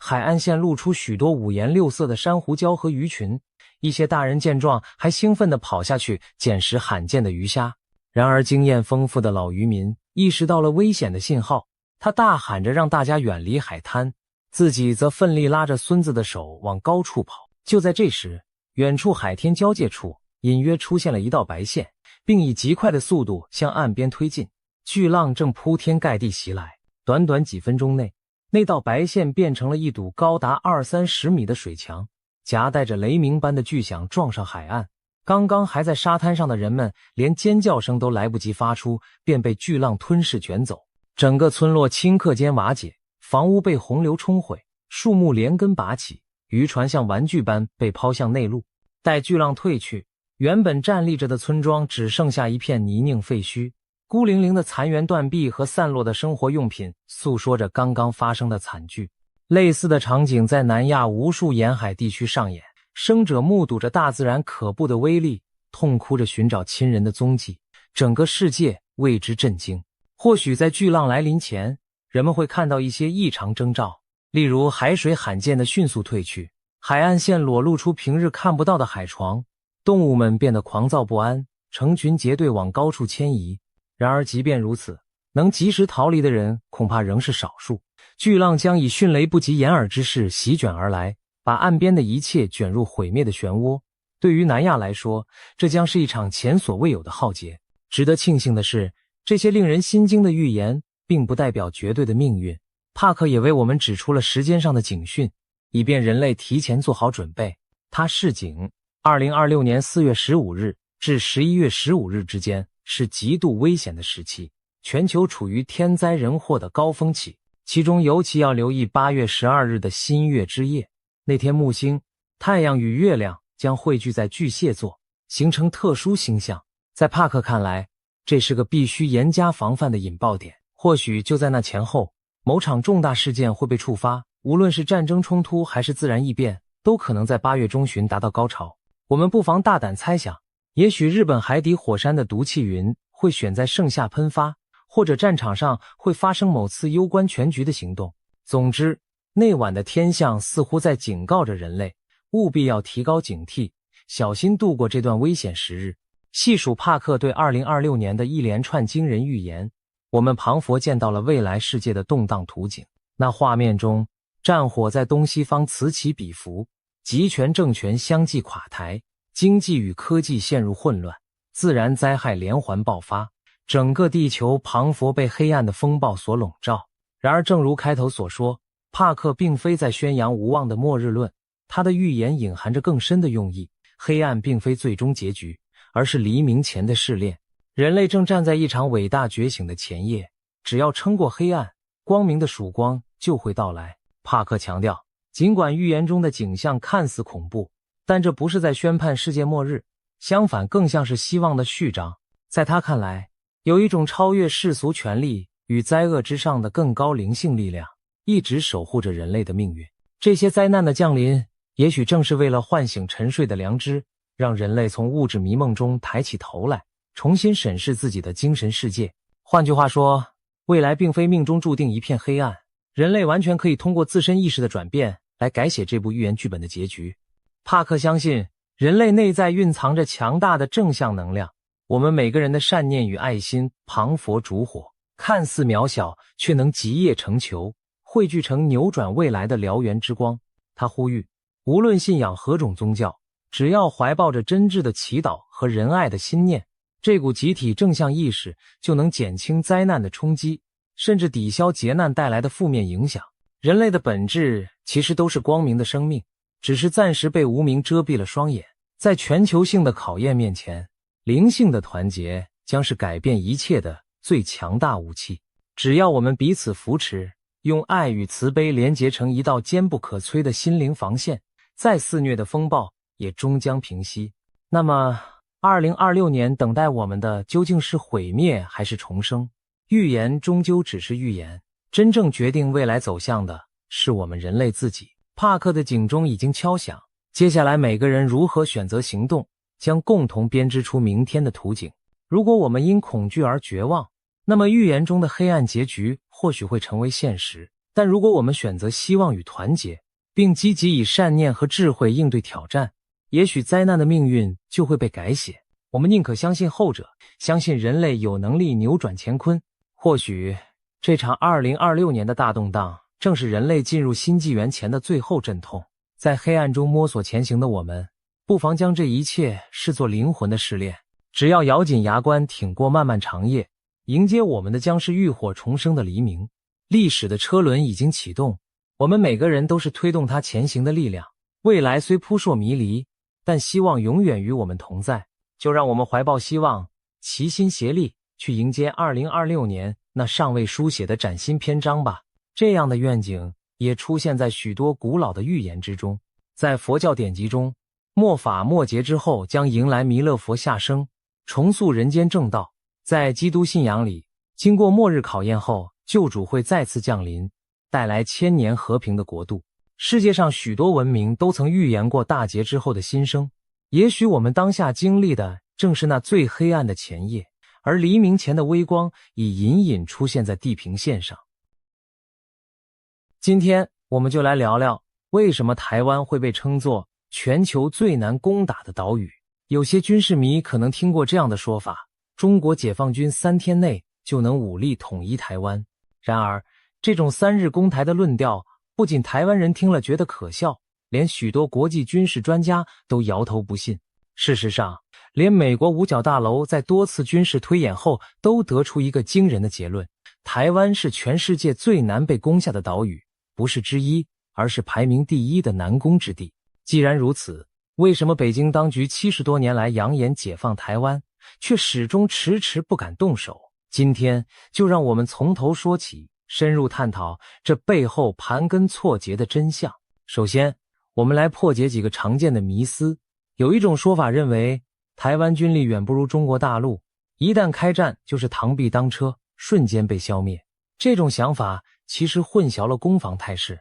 防守一方往往有地利优势，即使兵力较少，也能以寡击众，以守待攻。台湾并不需要进攻大陆，只需要坚守本岛，拖住侵略者的攻势。历史上许多弱小的一方都曾凭借有利地形守住家园，让强大敌军陷入泥沼。其次，也有人主张，中国要是全面进攻，台湾早晚守不住，不如省下军费，免得做无用功。这种认知看似理性，实则背离了下组战略的精髓。正因为防守困难，台湾更需要透过强化军备来提高侵略者的攻击门槛。换言之，就是要让对手觉得攻台的成本高到不值得出手。这其实已经在发生。北京高层虽对武统台湾虎视眈眈，却迟迟没付诸行动，就是因为他们深知动武的风险与代价极高。只要台湾持续增强防卫，使解放军每天都在权衡，不划算，那么战争发生的几率就会降低，或至少被一再推迟。甚至还有一种荒谬的论调，到时候共军来了，我就挥舞5星红旗投降，这样他们会善待我。抱持这种想法的人，恐怕对集权政权的现实认识不足。侵略者不会因你的投降就对你客气。一旦台湾落入对岸军管统治，等待人民的多半是高压统治和自由的丧失。我们只要看看近年的香港变局，或者历史上被占领地区人民遭遇的待遇，就知道这种寄望于侵略者开恩的想法有多天真可笑。事实上，许多亲北京的网络舆论对攻台之战存在着天真的幻想，他们中有人鼓吹所谓千船齐发，全民皆兵，仿佛解放军只要出动几万渔船混杂在商船中，就能轻松运载大军渡海。还有人信誓旦旦地说什么解放军特种部队可以潜水、游泳、偷渡上岸，在台湾内部搞内应响应。这些听起来像是小说情节的桥段，在现实中完全行不通。台湾与美国的侦察卫星和预警雷达会全天候监控中国沿海动态，数以万计的船只不可能瞒天过海而不被察觉。而且渔船、民船不具备登陆作战能力，一旦战争爆发，台湾方面不会有丝毫犹豫，无论军舰民船，统统先打再说。至于让士兵人肉游泳几十公里渡过海峡，更是荒诞不经。别说人，就算泳技再高超的运动员，都无法在海上避开巡逻的舰艇和直升机，更不可能携带武器装备登陆。不切实际的狂想有很多，但正规的战争规则却毫不留情。只要动真格，任何偷鸡摸狗的招数都将被粉碎在钢铁洪流和炮火之下。现在我们就从天时与地利两方面看看台湾为何易守难攻。首先是地理环境，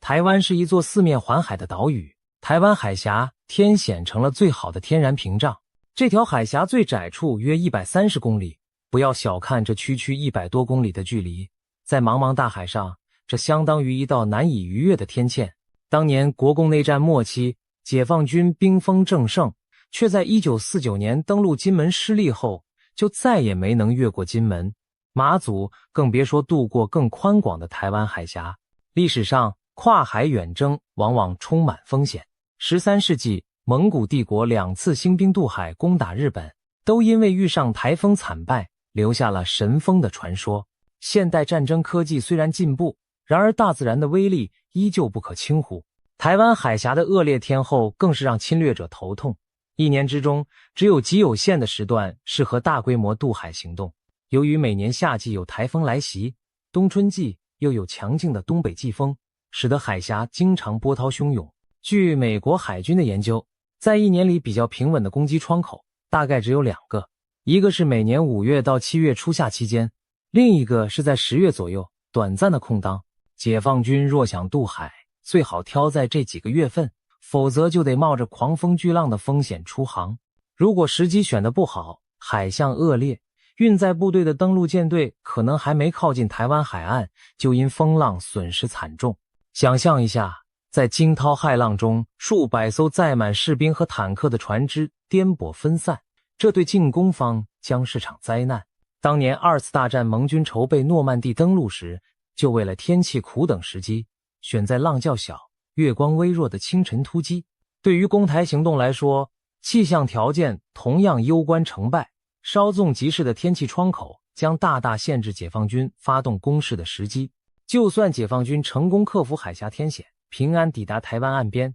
迎接他们的将是更严峻的地利挑战。台湾崎岖复杂的沿岸地形，台湾的海岸线可不是随便哪里都能轻易登陆。据常年研究两岸军事的专家评估，全台真正适合大规模2栖登陆的滩头可能不到20处，有种说法是只有14处主要登陆场。然而，这些寥寥可数的登陆点，每一处背后都隐藏着让进攻方头痛的地形障碍，要不是紧邻高山悬崖，就是贴近密集的都市建筑。美国战略研究学者易思安就形容，台湾的沿海地形对防御者而言简直是梦寐以求的天然堡垒。解放军纵使在沙滩上登陆成功，放眼望去不是陡坡就是高楼，根本没有广阔平原让他们长驱直入，取而代之的是一步一险，仿佛踏进层层陷阱。举例来说，北部桃园、新北一带的海岸有几处沙滩被视为解放军可能的首波登陆选项，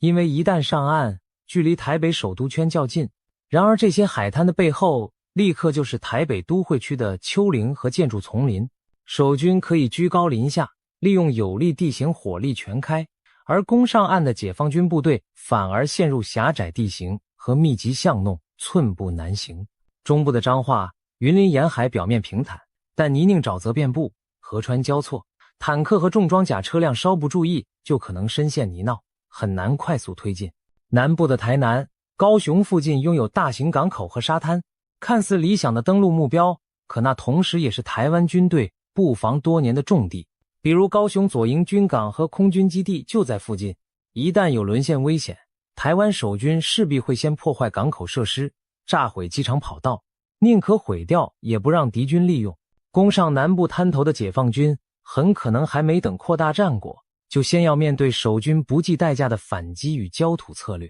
至于东部海岸，则几乎无处下手，花莲、台东一线多是山脉直冲海岸形成的悬崖峭壁，没有宽广的滩岸可供师级部队登陆集结，连接花东的公路和隧道又少又易守，东岸简直就是天险屏障。解放军如果绕到东部登陆，只会发现自己进退维谷，被高山和大海夹击在狭窄空间，后勤更难维系。此外，不要忘了台湾还有外围的岛屿防线，比如台湾海峡正中间的澎湖列岛，上头部署有雷达站和飞弹基地，俯瞰整个海域。澎湖本身地势平坦开阔，防守不易，也许北京方面判断攻下澎湖相对容易，然而澎湖守军肯定不会坐以待毙，一旦战事爆发，澎湖的飞弹和火炮会率先对登陆船团予以痛击。即便共军付出代价占领了澎湖，真正的挑战还在后头。台湾本岛距离澎湖还有数十公里，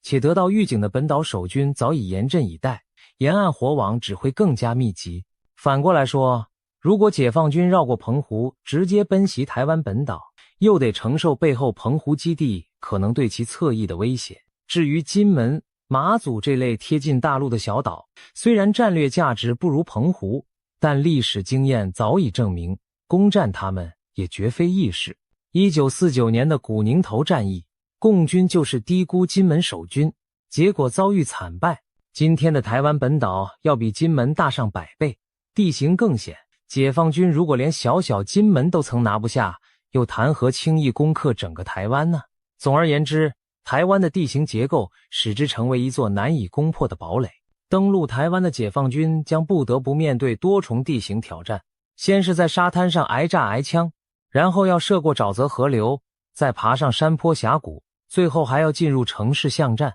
在每一种地形环境下，防守方都能利用优势予以重创，而进攻方得随时切换不同战术和装备应对。美国智库学者林碧莹就指出，登陆台湾仅仅是问题的开始，后续穿越湿地、山区和高度都市化地带，每一步都需要不同类型的部队和武器支援。而更关键的是，这些登陆部队即使站稳了脚跟，并准备向内陆推进，又该如何维持补给线？漫长又脆弱的后勤补给将是解放军挥之不去的梦魇。从军事史的角度看，跨海两栖入侵一直是最艰巨的军事行动之一。强如拿破仑和希特勒在各自时代席卷欧陆，却都因英伦三岛隔海相望而无法征服。拿破仑曾准备浩大的登陆英国计划，最后因英国皇家海军的强大守卫作罢。希特勒在二战初期也制定过入侵英国的海狮计划，但由于无法取得制空权与制海权，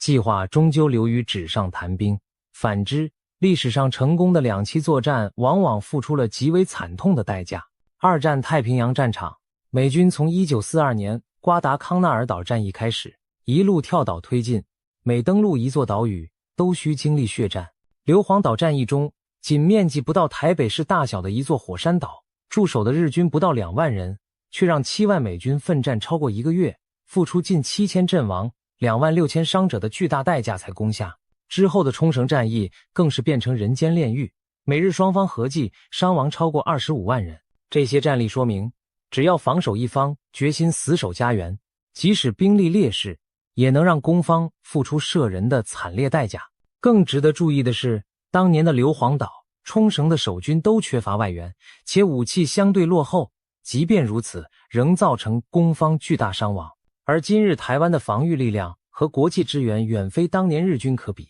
一旦作战爆发，解放军承受的伤亡恐怕只会更高。再看欧洲战场，盟军1944年在诺曼底登陆，成功开辟第二战线，是史上最大规模的两栖进攻。然而即使盟军在制空制海上均压倒德军，仍付出了至少1万人的伤亡才站稳滩头。诺曼底战役常被拿来与台海做对比，军事分析家普遍认为，如果解放军对台动武，所需投入的兵力规模、后勤复杂度和潜在伤亡数字将远超诺曼底登陆。台湾的地理、设防和反击能力使它比当年的诺曼底海岸更难攻略，难怪有人断言，攻打台湾对解放军而言将是不可能的任务，就像当年纳粹入侵不列颠一样遥不可及。再来谈谈后勤补给问题。军事迷常说，业余研究战术，专家研究后勤，战争打的就是补给线。一支远征部队要征服台湾这样的岛屿，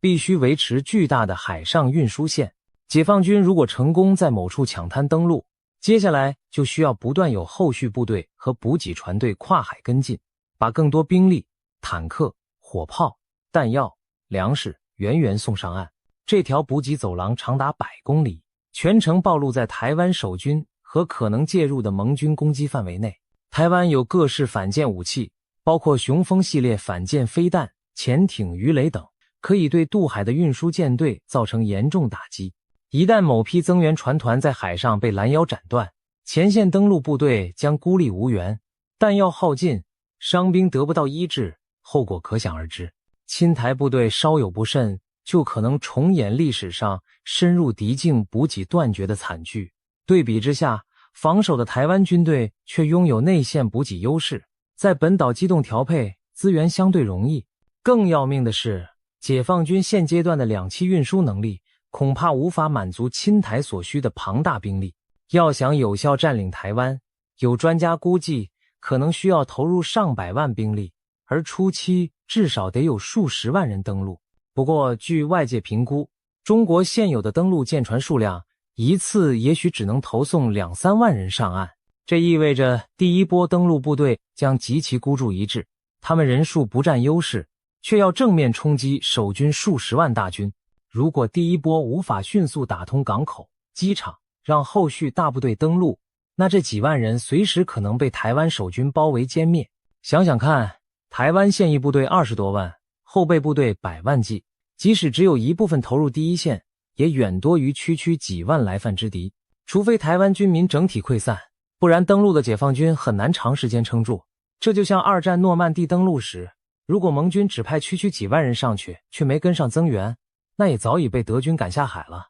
为了解决兵力投射不足的困境，解放军可能考虑一些非常规手段，比方说，在全面进攻前派出特种部队或间谍渗透台湾内部，企图瘫痪防御系统，或者奇袭夺取机场港口，希望迅速打开运输通道。然而台湾对此类剧本早有防备，重要的港口和机场都有严密防卫和预设破坏计划，与其让敌军利用，不如彻底毁掉。就算少数敌特渗透，也难以瘫痪整体防御网。另一个冒险方案是实施空降作战，派大批伞兵直袭台北等关键城市，意图斩首政府首脑，造成指挥瘫痪。但空降作战要成功，有个前提是制空权和奇袭效果。大型运输机群若在台湾上空没有完全压制的掩护，无异于火把。台湾密布的防空飞弹和战斗机会让天空变成绞肉机。事实上，2022年俄乌战争初期，俄罗斯曾派空降兵突袭乌克兰首都机场，结果反被乌军包围消灭，损失惨重。这给世人再次上了一课，没有制空权的空降行动只会自取灭亡。解放军若妄图以直升机或伞兵大规模袭击台湾内陆，也将面临类似的命运。针对中共军力上的优势，台湾近年也调整国防思路，强调不对称作战的战略。所谓不对称，就是以小博大，以弱制强，专门发展能克制敌方弱点的战力。与其投入庞大预算去造同样昂贵的武器和共军拼消耗，不如花小钱办大事，打造一支灵活的刺猬部队。例如，台湾已逐步增加岸置机动飞弹部队，藏匿于机动发射车中的雄风反舰飞弹和天宫防空飞弹能在开战时四处机动，不易被定位摧毁，却能不断偷袭解放军舰队和战机。再如，大量布设水雷和陆地地雷，可以迟滞敌军进攻脚步。配备单兵肩射防空、反装甲飞弹，如刺针飞弹、标枪飞弹的中小型部队，则可灵活伏击坦克集群或低飞直升机。这些轻巧但致命的武器已在俄乌战争中证明威力。乌克兰士兵依靠标枪和毒刺就重创了俄军装甲部队和直升机群。台湾若将全岛变成一只浑身是刺的豪猪，解放军就算登陆，也将深陷万箭齐发的陷阱，处处挨打。美国军方和智库学者近来频频强调，台湾应建立人人皆兵、处处皆阵地的全民防卫构想，把城市巷弄变成迷宫，把高山丛林变成堡垒，让解放军寸步难行。台湾军方也朝这方向备战，例如强化后备军人训练，扩充飞弹产能，务求提升下组力量。当然，解放军并非没有察觉上述种种困难，为此他们这些年来持续进行军力现代化和针对性演练，试图补足攻台战力的不足。例如，中国海军近年来下水了多艘大型两栖攻击舰，能搭载气垫船、两栖战车和直升机，以提高登陆作战的机动性。同时，他们也在加练三军联合作战，包括利用导弹和电子战进行滩岛攻势，期望开战第一击就重创台湾防御。解放军还发展了所谓反介入武器系统，例如东风 21D、东风26等反舰弹道导弹，被号称为航母杀手，目的在于威慑美国航母靠近台海。然而，纸上谈兵终究与实战不同，新舰艇和导弹再多，也要实际运用才能见真章。解放军欠缺实战经验，特别是复杂的跨军种协同方面。美军专家指出，和平时期靠演习很难模拟真实战争的混乱与摩擦，解放军内部自上而下的体制僵化问题也可能在战时成为弱点。此外，再精良的武器也需要人来操作，解放军士兵大多年轻缺战经，能否在高强度战场上发挥装备效能也存在疑问。换言之，中共叛命武装自己并不代表就能轻易解决台湾，他们顶多是减少一些难度，但无法改变根本上的登岛战困境。事实上，有西方分析直言，中国即使再等10年20年，即便装备再翻新一代，要夺取台湾仍将是极为艰险的挑战。同时，台湾这边的人心士气和国际支援让侵略者更难得逞。所谓人和，也是战争成败的关键因素之一。台湾人民经历多年的民主洗礼与本土认同，高度珍惜自由生活，并不会对侵略者屈服低头。看看2022年乌克兰如何顽强抵抗俄罗斯的入侵，就能明白，当一个民族被激发出保卫家园的决心时，所迸发的力量有多惊人。乌克兰军民的韧性给了台湾极大启示，弱小不代表投降，钢铁意志可以弥补武力的劣势，台湾军民同样会为了自己的家园奋战到底。相反地，解放军士兵真的敢毫无畏惧地登陆台湾拼命吗？他们大多数是独生子，平时缺乏实战历练，若看到身旁战友大量伤亡，士气能否维持是个疑问。尤其当他们发现台湾人并不把他们当同胞迎接，而是当侵略者痛击时，心理落差将非常大。澎湖的文史工作者陈英俊就说过，我们的士兵都是台湾人，会为保卫家园而战，这就有差。看看乌克兰吧，这种捍卫家园的强大意志将是台湾抵抗的重要支柱。正因为直接登陆作战困难重重，一些军事分析人士推测，北京可能选择其他曲线手段对台动武，例如封锁作战或灰色地带冲突。所谓封锁，就是解放军不直接登陆，而是出动海空力量包围台湾，切断台湾的对外联系和补给航线，逼迫台湾就范。表面上看，封锁行动的风险似乎低于全面登陆，但实际上要真正封死台湾并不容易。台湾有多处港口和空运渠道，国际社会也不可能眼睁睁看着台湾被闷死。一旦北京实施海上封锁，美国很可能号召盟国以船团护航等方式突围解围，届时双方交火仍然难以避免。此外，中共也可能祭出网络攻击、电磁脉冲武器等非常规手段，希望瘫痪台湾的电力、通讯与金融体系，制造社会恐慌，再配合假讯息和认知战瓦解台湾民心。然而台湾对此早有准备，政府强化了关键基础设施的防护，民间也逐渐提高对假讯息的警觉。再者，这类软杀伤手段或许能造成一时混乱，但无法夺取实质控制。如果封锁久攻不下，最终还是得回到登陆占领这一步，而在此过程中，国际干预的可能性只会越来越高，战争规模有可能逐渐失控扩大。显然，任何替代方案都无法改变武力犯台的基本难题，只是在不同层面上碰壁而已。北京高层若真动手，原本的盘算必然是速战速决，企图在国际社会有效干预之前就让台湾屈服。然而这种电光石火的剧本几乎不可能如愿。2022年，俄罗斯闪击乌克兰的计划演变成持久苦战，就是前车之鉴。攻打台湾的难度远超乌克兰，一旦开战，很可能拖延数月甚至更久。对中共而言，战事一旦陷入僵局，内外交困将急剧加深，后果比一开始不打更糟。因此，除非他们对迅速取胜有绝对把握，否则难以轻易冒险踏入这泥潭。从目前看来，这样的绝对把握远未形成。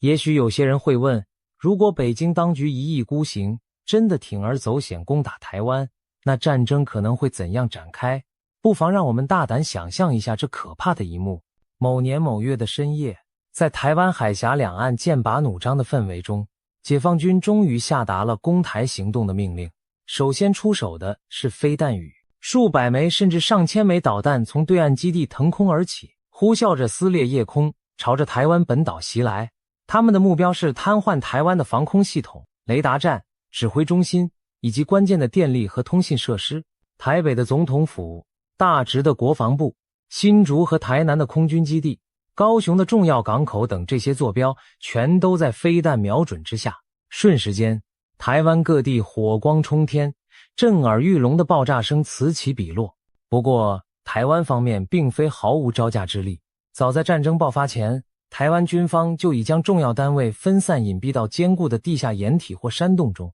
防空部队也枕戈待旦。一部分来袭的导弹被爱国者等防空飞弹拦截在半空，化作团团火球。即便有一些命中目标，台湾的指挥体系依然保持运作，预备的备援通讯网络立即启用，各地部队依旧稳定联系。此刻，全台湾从将领到士兵，从正规军到后备民兵，每个人都明白，多年来在演习中模拟的场景终于变成现实，保卫家园的战斗正式开始。导弹攻击之后，解放军紧接着展开空中突击，上百架战斗机、轰炸机在预警机引导下分几路逼近台湾空域，他们企图消灭台湾剩余的空军力量，夺取制空权。台湾的空军战机早在雷达预警下陆续升空，部分从西部基地起飞，部分从东部备用跑道冒出，双方战机很快在台湾海峡上空短兵相接，爆发激烈的空战缠斗。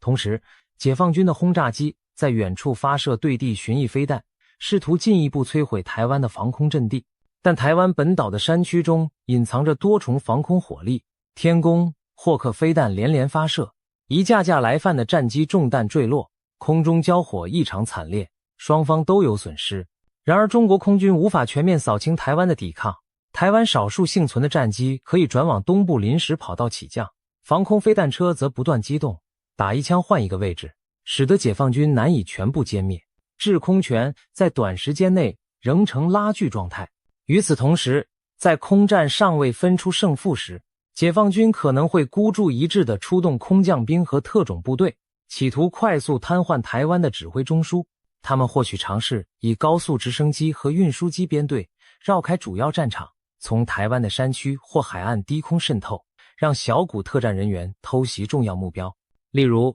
他们可能锁定台北的总统府和行政中心，妄图生擒台湾政军领袖，以达到斩首效果。在中部，则可能派遣伞兵奇袭台中清泉港空军基地，希望抢占跑道，瘫痪台湾空军的出击能力。然而，这些冒险行动注定九死一生。那些载满伞兵的运输机一进入台湾上空，就被警觉的防空雷达捕捉，多数还未跳伞就被导弹击中坠毁。少部分特战直升机在山区勉强降落，一时得手，但等候他们的是台湾宪兵和特战部队迅速反制。总统府周边早已固若金汤，任何逼近的敌人都会遭遇猛烈火网拦截。或许有极少数敌军成功潜入城市制造混乱，但也难成气候，很快被治安部队围捕歼灭。台湾的整体指挥系统依然稳固运转，并没有因为对方的斩首企图而崩溃。当空降奇袭未能奏效，战局进入关键的两栖登陆阶段。中国沿海早已集结的大批两栖舰船开始向台湾岸边航行，这其中包括坦克登陆舰、气垫登陆艇以及大量临时征用的民用货轮。他们满载着解放军的先锋师团，顶着夜色和残存的烟幕，缓缓驶向台湾西部海岸。数百公里的海面上，黑压压一片，舰艇组成的庞大船团犹如移动的浮岛。然而，台湾方面早已布下天罗地网等待他们。海峡中潜伏的台湾海军潜艇率先发难，一枚又一枚鱼雷从海底射出，击中几艘领头的登陆舰，爆炸火光照亮黑夜。随即，岸上的雄风反舰飞弹部队也加入战团，从沿海山头发射的飞弹高速掠过海面，在运兵船群中开出一条条火路。解放军的护航驱逐舰虽然全力开启防空火力，但面对四面八方来袭的鱼雷与飞弹，仍然难以面面俱到。短短1-2小时内，就有数艘运输舰中弹沉没，数千名解放军官兵葬身大海。其余舰艇一时陷入混乱，船只彼此碰撞，有的忙着救援落水者，有的急于变换队形规避攻击。不过，尽管遭受重创，残存的解放军船团还是咬紧牙关向前挺进。趁着岸上飞弹库区重新装填的间隙，一部分登陆舰艰难地抵达了台湾某处海岸线的预定登陆点。拂晓时分，第一波登陆艇开始向沙滩冲锋。台湾守军早就在滩头部署了密集的地雷和拒马障碍，此刻所有火力一齐倾泻而出，岸防炮、重型机枪、迫击炮甚至反坦克导弹一同朝着接近海滩的小艇扫射轰击。许多登陆艇尚未靠岸就被炸得四分五裂，艇上士兵沉入波涛，也有一些顽强的解放军冲上了沙滩，立即陷入铁丝网和壕沟交织的死亡地带，被一一射倒。沙滩上弹片横飞，血肉横陈，短短数百公尺的距离成了地狱走廊。经过几轮牺牲性的冲锋，终于仍有部分解放军突击队突破了滩头封锁。他们踩着战友的尸骸推进到内陆几百公尺处，试图扩大登陆桥头堡。数十辆两栖坦克也摇摇晃晃地从海里爬上岸，加入攻击行列。台湾守军且战且退，把敌军引向预设的包围圈。同一时间，解放军后续梯队的登陆舰随即靠上已部分清理的沙滩，卸下更多兵力和装备。看似他们一只脚踏上了台湾本岛的土地，但严酷的战斗才正要开始。前进不远，解放军便遭遇早已设好的反装甲伏击阵地。随着几声沉闷的呼啸，台湾守军从隐蔽处射出的标枪飞弹精准命中领头的坦克，巨大的爆炸将整辆战车炸得掀翻。后续的坦克连忙开火还击，可四周目标难辨，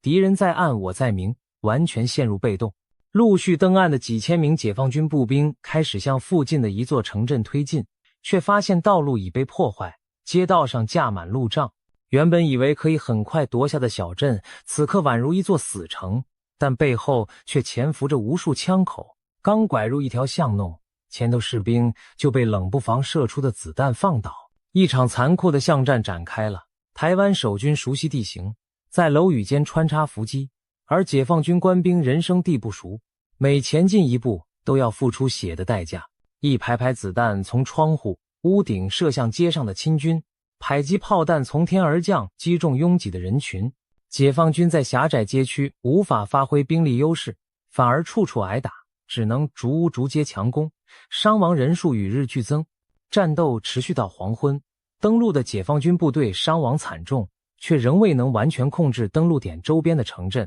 他们的弹药和粮食开始告急，伤兵越来越多。更糟的是，原本预定傍晚之前必须抵达的下一批增援迟迟没有登陆上来。此时他们才惊觉自己的海上补给线可能已被切断。事实上，随着白天的交战推移，远方的美国、日本也逐渐展开行动。美军潜艇和日军反舰飞弹从第二波登陆船团集结的海域射来，给了解放军运输舰致命打击。许多载运后续兵力和物资的船只尚未接近台湾，就被拦腰歼灭于海面。没有了增援，岸上的解放军陷入孤军深入的险境。到了夜晚，台湾守军趁士气旺盛、敌疲我劳之际，发动反击行动。他们利用对地形的熟悉，迂回穿插，包围了敌军登陆部队的要害，切断其各据点联系，在各个击破。弹尽粮绝的解放军残部终于支撑不住，开始向沙滩撤退，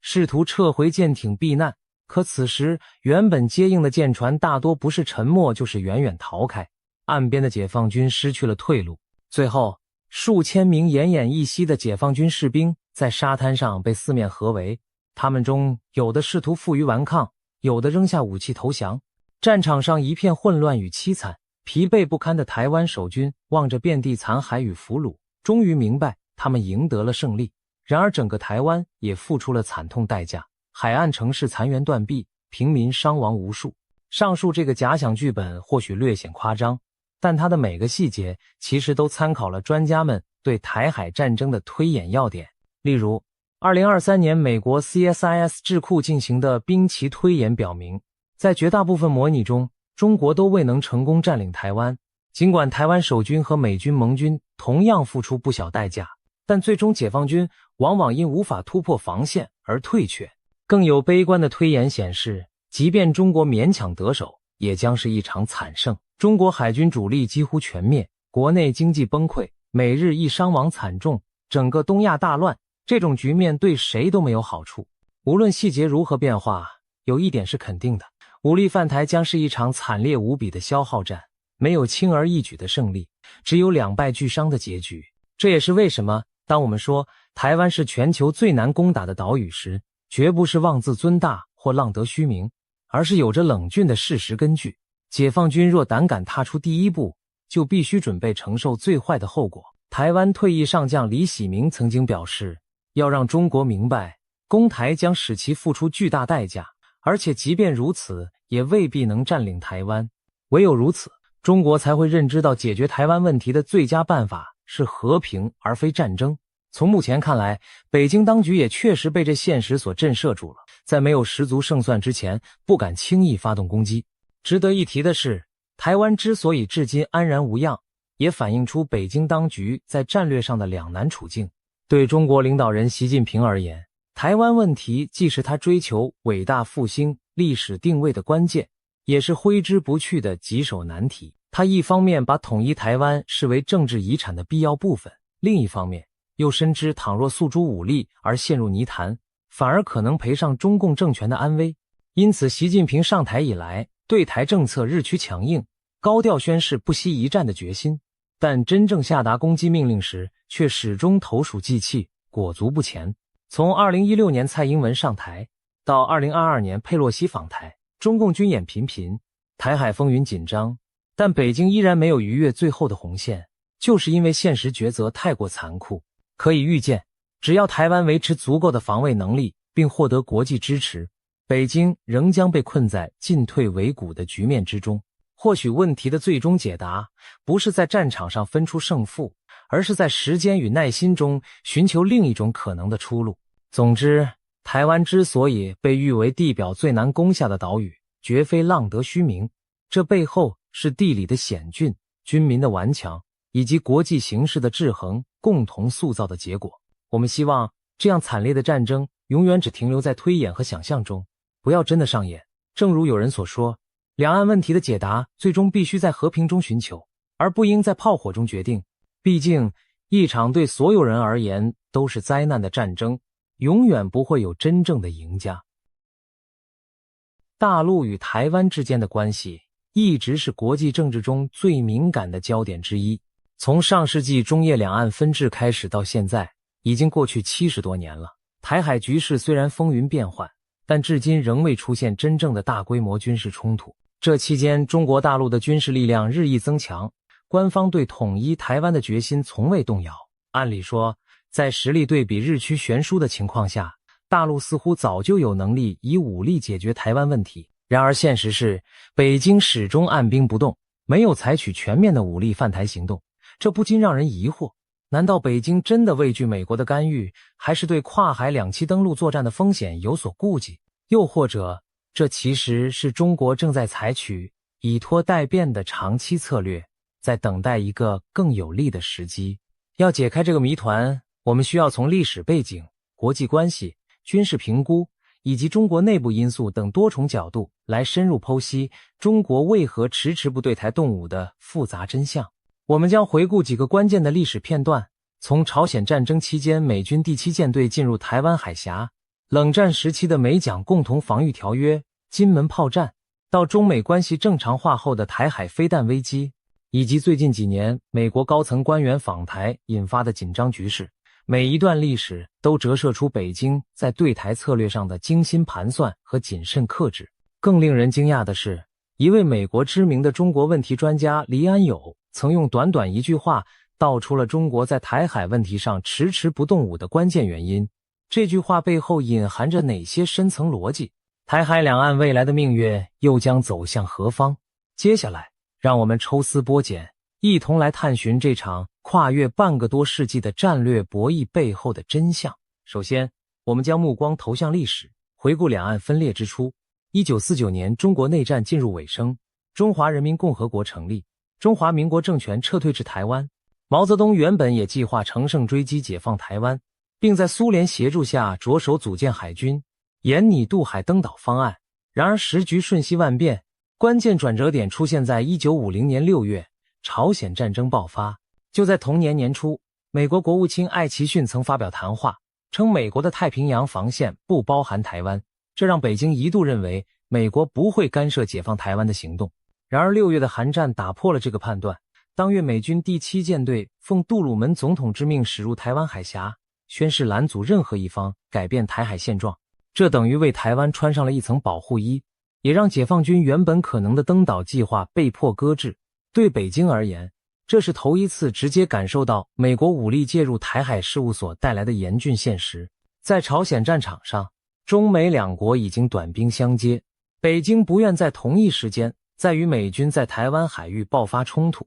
就这样，台湾暂时逃过了50年代初期可能面临的武力统一命运。彼时，中国刚经历常年战争，百废待兴，也需要时间休养生息，集中精力应对国内建设。因此，在韩战的阴影下，武力解放台湾的议题被暂时搁在一旁。不过，北京并未放弃以武力解决台湾问题的意图，而是在寻找更好的时机。韩战停火后，随着50年代中期中国国力和军力逐渐恢复，大陆开始以其他方式对台施压。1958年爆发的金门炮战，又称823炮击，就是一个典型例子。当年8月，大陆解放军突然对台湾控制的金门岛发起猛烈炮击，试图震慑台湾当局。同时也试探美国的反应。毛泽东此举除了军事目的，也希望借炮声鼓舞大陆民心，向国内宣示其解放台湾的决心。炮战持续了几个月，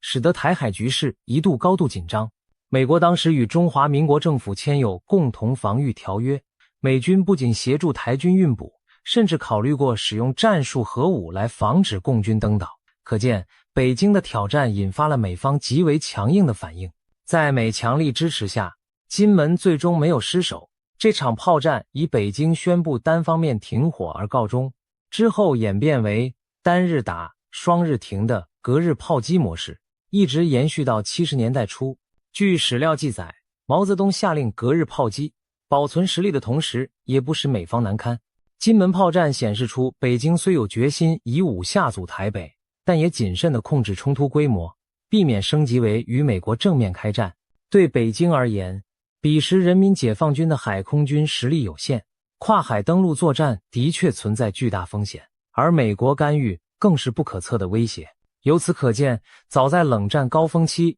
北京就已经意识到武力攻台必须考虑美国因素，不能贸然行动。进入60至70年代，台海进入一段相对稳定的僵持期。这期间，国际格局发生了重要变化。1971年，中华人民共和国取得联合国中国席位，取代了中华民国在联合国的代表权。随后1972年尼克松总统访华，中美关系出现突破，双方发表上海公报。在该公报中，美国首次以书面形式对一个中国原则表示尊重，为美国日后逐渐降低对台支持做了铺垫。对北京而言，改善与美国的关系有助于抗衡苏联威胁，同时也意味着有机会削弱美国对台支持。最终，1979年美国与中华人民共和国正式建交，转而承认北京政府为中国唯一合法政府，与台北当局断交。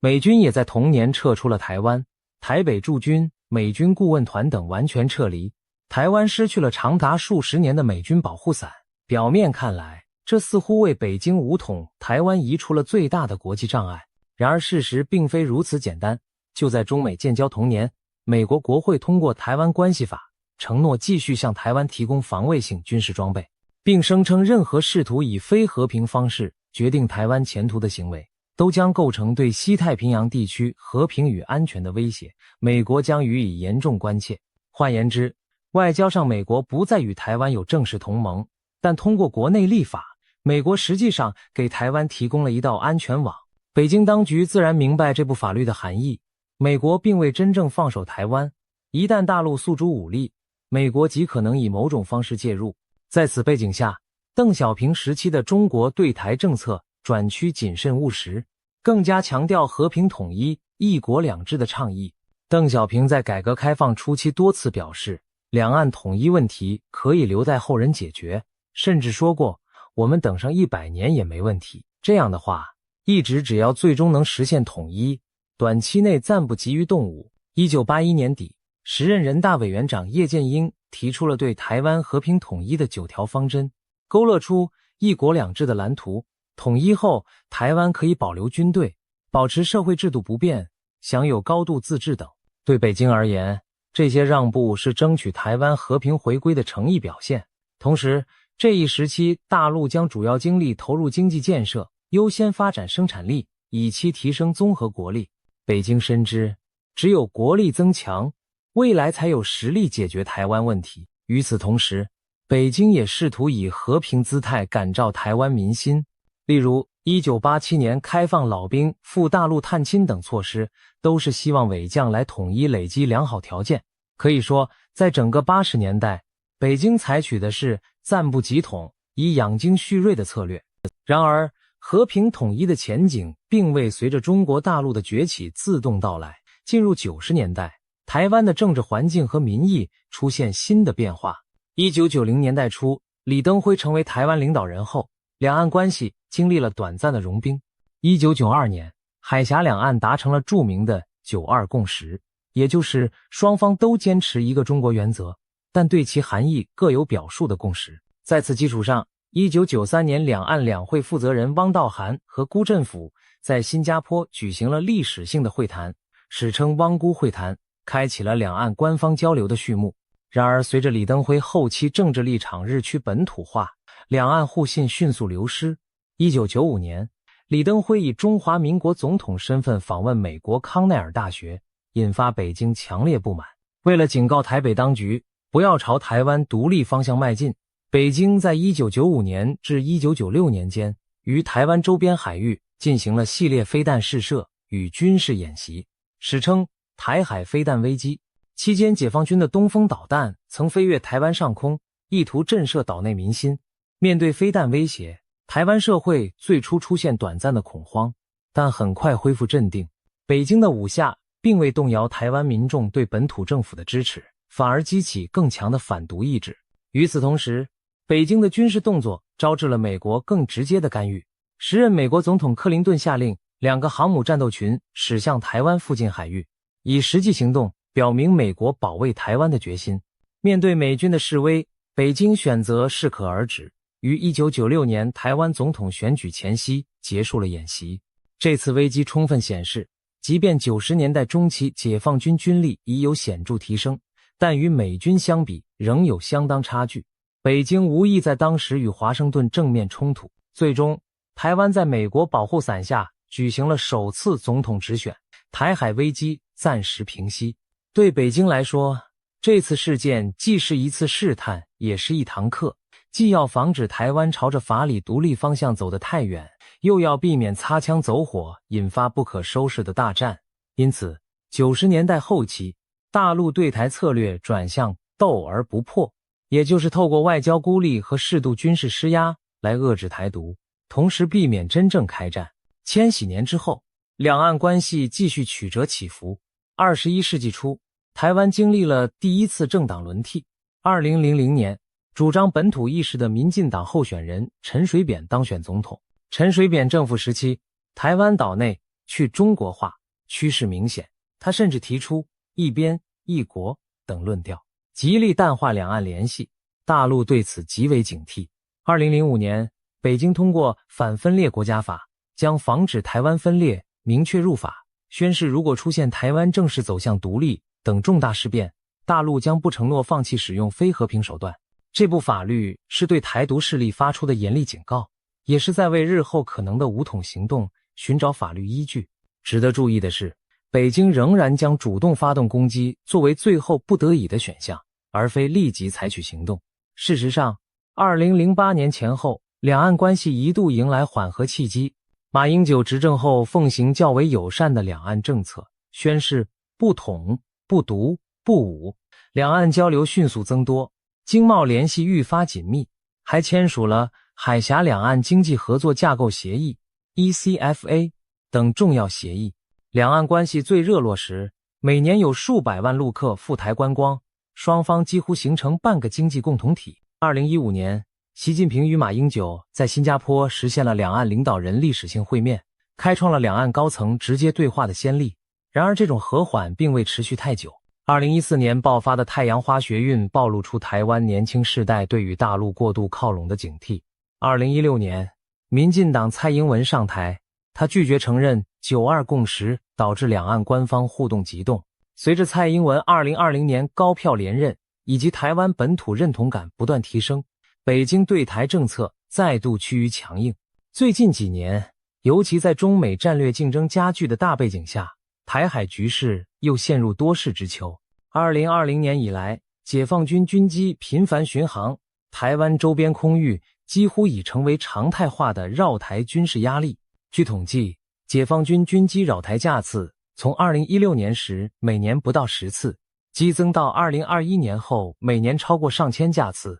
台湾防空部队疲于应对。北京此举旨在对台湾当局和支持台湾的外部势力，主要是美国发出警告。同时，华府方面也展现出更积极的挺台姿态。美国高层官员多次访台，国会通过了台北法案、台湾旅行法等提升美台关系的法案。对台军售案更是频繁出炉，提供包括战斗机、飞弹在内的先进武器。甚至有报道称，美军特种部队已秘密进驻台湾，协助训练台湾军队。双方互动使得台海情势更加剑拔弩张。2022年，美国联邦众议院议长南希·佩洛西不顾中方警告，执意访问台湾。这是25年来访台层级最高的美国政要。上一次有美国众议长访台还是1997年。佩洛西之行被北京视为对中国主权和国家尊严的严重挑衅。作为回应，解放军随即在台湾周边海空域展开了空前规模的军事演习，实弹射击的飞弹甚至飞越台岛上空，多个演习区块几乎将台湾本岛包围。这被视为解放军对台实施半封锁的预演。一时间，台海紧张程度飙升至数十年罕见的高度。国际媒体形容台湾宛如进入了一场实弹版的古巴飞弹危机。尽管如此，在如此激烈的军事施压下，北京仍然把握了分寸，演习限期进行，并未真正登岛，也没有与临近海域的美军发生直接冲突。换言之，中方展现了强硬态度，但仍避免将事件推向失控的战争边缘。从这次危机可以看出，北京对于武力攻台依然保持极高的谨慎，在向内外各界宣示不惜一战决心的同时，又巧妙地避免了战端的实际开启。演习结束后，解放军并未撤回对台高压姿态，仍持续在台海附近巡航，显示北京对台警戒将成为新常态。纵观70多年的历史脉络，可以发现一条清晰主线：北京在处理台湾问题时，始终在强硬表态与谨慎克制之间寻找平衡。一方面，大陆从未放弃武统选项，每当台湾出现明显的朝独倾向时，北京都会通过外交手段或军事演习予以严正警告，力图不战而屈人之兵。另一方面，北京又总是设法将事态控制在可控范围内，尽量避免与美国等大国直接爆发军事冲突。官方口号是和平统一、一国两制，但底线是绝不放弃使用武力。这种能不战则不战，但绝不放弃战的战略忍耐与威慑并举方针一直贯穿至今，体现的正是斗而不破的艺术。那么，北京为何采取如此克制而耐心的策略？究其原因，有多重考量与顾虑交织其中。首先，无可回避的是美国因素。自韩战以来，美国就是台湾最重要的外部靠山，无论军售、情报还是外交支持，美国都给予台湾巨大的支撑。虽然美台之间没有正式同盟，但长期以来实质军事合作从未中断。北京官方常强调台湾问题是中国内政，不容外部干涉，但现实是美国的介入使台海问题国际化。北京清楚，一旦对台动武，几乎不可能不与美国发生对抗。尤其是近年来，美国总统拜登多次公开表示美军将保卫台湾，尽管白宫事后淡化称政策未变，但此类表态已令北京更加不敢掉以轻心。如今解放军军力虽大幅提升，但与经验丰富、环球部署的美军相比仍有差距。美军拥有多支航母编队、全球基地和实战经验，而解放军自1979年后就未再经历大规模战争。更何况美国还有日本、澳洲等盟友相助，地缘上日本与台湾更是唇齿相依。日本在冲绳和琉球群岛驻有大量美军，一旦台海开战，日本极可能为美军提供基地支援，甚至直接参战。澳洲也透过与美英组成的 AUKUS 联盟等方式明确站队。一场台海战事很可能演变为区域性乃至全球性的冲突，这是崛起中的中国最不愿面对的最坏情境。此外，中美都是核武国，一旦直接交火，核战风险将随之而来。北京决策者对此当然心知肚明，必然慎之又慎，利弊陷入与美国正面军事冲突的陷阱。其次，从军事角度考量，武力犯台本身就是极其复杂且风险高昂的行动。两岸相隔约130公里的台湾海峡是天然屏障，即便对现代化军队而言也是重大挑战。两栖登陆被视为现代战争中难度最高的作战样式之一，需要夺取制空权、制海权，并投入大量兵力协同作战。历史上的诺曼底登陆，即便盟军拥有绝对制空制海优势，仍付出惨重伤亡，可见登陆作战的残酷。一旦解放军登陆受挫，伤亡惨重，战局将急转直下，而再组织第二波攻势更会困难重重。近年解放军虽新造多艘两栖攻击舰和大型登陆舰，加强了海军与空降兵力量，但要跨越海峡进行大规模登陆，仍然充满未知变数。台湾方面也并非手无寸铁，尽管总体军力远逊于大陆，但多年来在美国协助下部署了大量反登陆武器，包括先进的反舰飞弹、高机动岸防火箭以及缜密的海岸防御工事等。台湾军方近年更推行不对称作战战略，加强各种可重创登陆部队的武器，如布雷艇、无人机和巡弋飞弹等。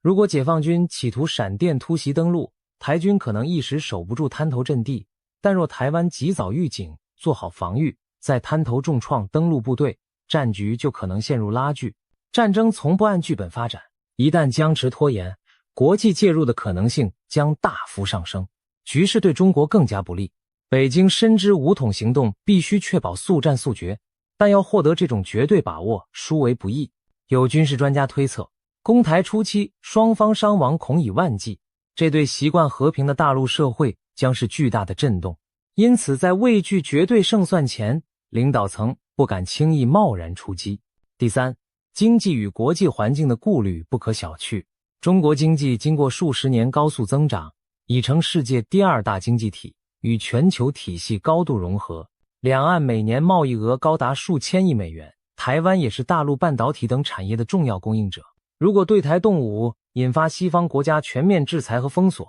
中国的对外贸易、技术进口、金融体系都将遭受巨大冲击。俄乌战争提供了一面镜子，俄罗斯出兵乌克兰后，美欧联合祭出严厉经济制裁，将俄罗斯踢出 SWIFT 系统，冻结外汇资产，众多跨国企业亦撤出俄国市场，令俄国经济元气大伤。中国经济体量虽远大于俄罗斯，自身产业链也更完整，但也更加依赖国际市场和技术交流。一旦因武统台湾而成为西方围堵打击的对象，中国多年发展成果可能毁于一旦。尤其中国对石油等战略资源的进口严重依赖海上航道，近80%原油需经马六甲海峡运抵中国。一旦战时美国封锁马六甲，中国能源命脉将被扼住，工业和交通将陷入瘫痪。而即便不谈制裁和能源，中国武力犯台也几乎注定引发全球供应链断裂。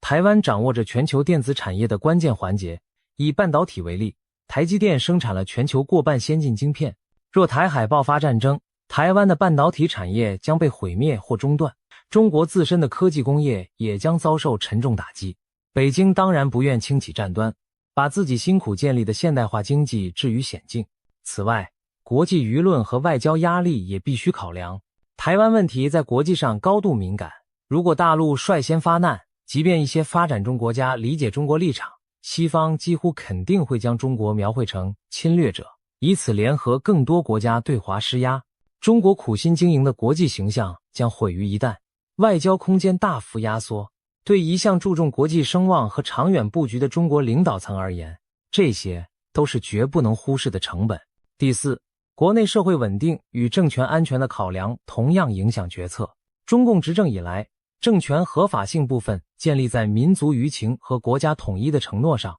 收复台湾在官方话语中被视作民族复兴大业的重要一环。然而执政者也清楚，若贸然开战而战事不顺，国内可能出现难以预料的动荡。中共长期宣传统一志在必得，激发了强烈的民族情绪，但这也是双刃剑，一旦开战失利，民意反噬的风险极高。如果攻台行动惨胜乃至失败，解放军遭受重大损失，伤亡消息传播开来，长期处于和平环境的大陆民众能否承受如此巨大代价？届时民众对政府的不满可能激增，哪怕平时最支持武统的民族主义者，看到期望中的胜利没有到来，转而责怪政府的可能性也不能排除。甚至连中共的执政地位都可能因一次错误的战争决策而受到动摇。历史上，阿根廷军政府因马岛战争失利垮台的前车之鉴，北京是不会忘记的。对极度重视政权稳定的北京当局而言，这种风险绝对不可接受。因此，在没有十足把握之前，领导层宁可忍耐暂时统一未完成的局面，也不会轻易铤而走险。与其冒险开战，不如以目前局部施压的手段遏制台独，维持现状，显然来得更稳妥。实际上2022年佩洛西访台时，大陆舆论场一度充斥开战的激烈呼声，但北京最终只进行了有限度的军演回应，并迅速封锁了网络上的极端言论。这说明北京在战争决策上对内部民意的拿捏极为谨慎，不会让民间情绪左右自己的步调。此外，台湾社会的变迁也影响北京决策的判断。随着岁月推移，台湾民众的身份认同发生了巨大转变，尤其在解严民主化后成长的一代台湾人中，自认台湾人而非中国人者比例大幅提高。当前调查显示，年轻世代中认同中国者已不足一成。北京深知时间并非完全站在自己一边，拖得越久，台湾年轻世代对统一的抗拒可能越来越强。香港在2019年的巨变更使台湾民心迅速远离大陆，北京对此也是看在眼里。如今台湾朝野对一国两制几乎全盘否定，未来即便通过武力统一台湾，如何治理这块民心不向的土地将是极棘手难题。岛内可能出现长期的不合作运动与抵抗，大陆不仅需投入庞大维稳力量镇压，还将面对国际社会强大的道德谴责。一些大陆学者甚至担心，再过20年，恐怕连认同一个中国的台湾长辈都寥寥无几了。换言之，和平统一的民意基础随时间流逝正日益弱化，这无疑在倒逼北京思考是否需要在某个节点前采取行动，以免错失统一良机。大陆希望等待外部环境转好，例如美国实力相对下滑，国际格局朝有利于中方方向发展，但同时也不得不面对台湾内部民意每况愈下的趋势。这种两难局面决定了北京在何时以及如何解决台湾问题上必须进行精细的权衡。综合以上种种因素，不难理解中国大陆为何迟迟未对台湾动武，这并非单纯的不敢，而是一种深思熟虑后的战略忍耐。正如美国哥伦比亚大学教授、知名中国问题专家黎安友所指出，在台湾问题上，中国政府具有难以置信的耐心、韧性以及决心。这一语道破，揭示出北京奉行的是一种长远博弈的策略。2022年，黎安友在美国外交事务杂志上撰文表示，北京在台湾问题上依然在下长远的一盘棋。他强调，与其冒着高昂代价武力夺取台湾，或赌上一切却可能因战败而永远失去台湾，不如耐心等待台湾最终自行向统一低头。他还引用中国古代兵法不战而屈人之兵的理念来形容北京的方针，也就是通过不断展示实力和毅力，在不开战的情况下令对手最终屈服。黎安友的言论在西方舆论中引起极大震撼，因为他与许多预测中国将很快动武的论调截然相反，一时间令不少好战言论哑口无言。从近期国际局势看，北京坚持战略忍耐的理由更加充分。2022年爆发的俄乌战争就是一个例证。俄罗斯原以为可以闪电击溃乌克兰，却陷入持久苦战。西方制裁和军援让俄国付出沉重代价。这场冲突对北京决策者产生了明显警示，即便军事强国，在现代战争中也可能遭遇意料之外的困境。北京高层深知，自己若轻启战端，国际反应只会比莫斯科遭遇的更猛烈，因为中国与西方经贸联系更深。俄乌战争后，美国及其盟友更高调推行印太战略，加强在亚太的同盟布局，甚至讨论组建亚洲小北约，明显是针对中国可能的对台行动在提前准备。美日等国频繁在西太平洋举行联合军演，模拟区域冲突场景，也是在为台海战事预演。黎安友分析指出，中国领导层不想重蹈莫斯科覆辙，不愿贸然掉入华盛顿预设的陷阱。相反，北京打算像下围棋那样经营台海问题，而不是像下西洋棋那样追求一步到位的速胜。围棋讲究全局耐心经营，渐进包围，这正符合中国的长远战略思维。北京相信时间站在自己这边，可以等1载、5载、10载，逐步在实力上压倒对手，而美国未必拖得起，因其自身内政撕裂、债务沉重等问题日益凸显。当然，也有观点认为北京不可能无限期的等下去，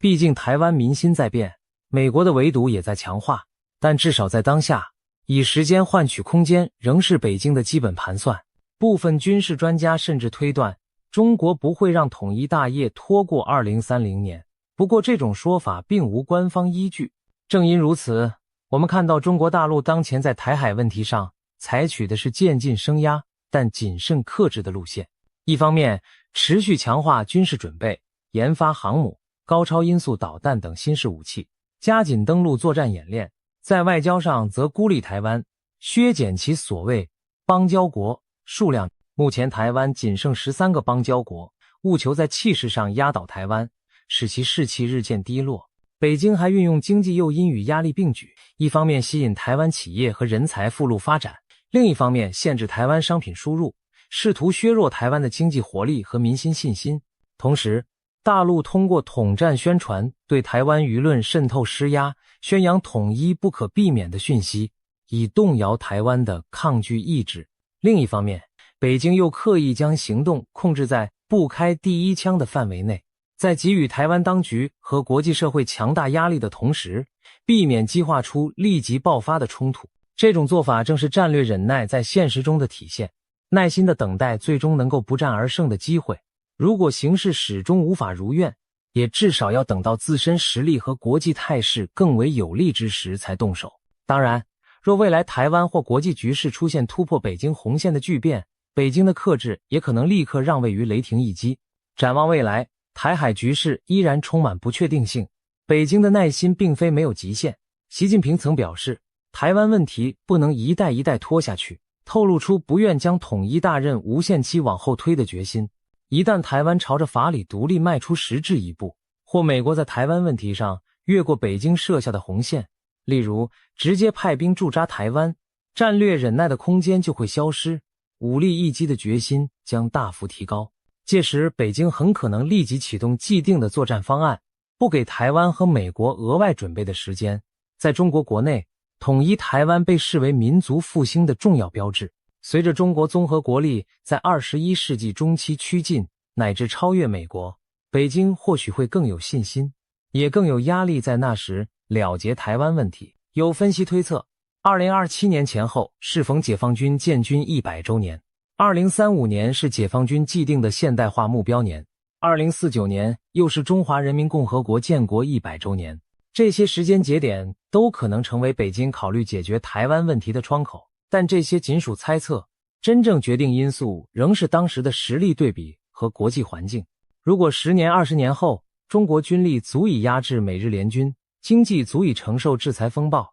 而台湾岛内依然拒绝统一，也许北京就不再犹豫，武力选项恐将成为现实。然而在那之前，除非出现重大突发变局，这场没有硝烟的对峙预计还将持续下去。我们也需警惕，在高强度对峙中发生误判或意外摩擦的风险正上升，各方必须保持沟通，以避免擦枪走火。总而言之，中国为何不敢武统台湾的背后，是一场复杂的耐心博弈。这并非出于胆怯或仁慈，而是一种高层次的战略计算。北京在等，他等待的不仅是更强大的军事实力，更是一个更好的时机。他考量的不仅是能否打赢战争，还包括打赢后要付出的代价，以及由此引发的长远影响。从历史经验到现实局势，中国大陆选择暂缓动武，以时间换取优势，以拖待变，静观其变。当然，这场漫长的博弈对台湾而言也是一道严峻课题。和平与战争之间，台湾如何在夹缝中确保自身安全与发展？未来台海的走向取决于北京战略忍耐的持久度、华盛顿介入意志的强弱，以及台湾民心凝聚与应变的智慧。70多年的坚持与克制换来了当下脆弱的平衡，我们只能希望各方继续保持冷静，不轻易打破这得来不易的和平。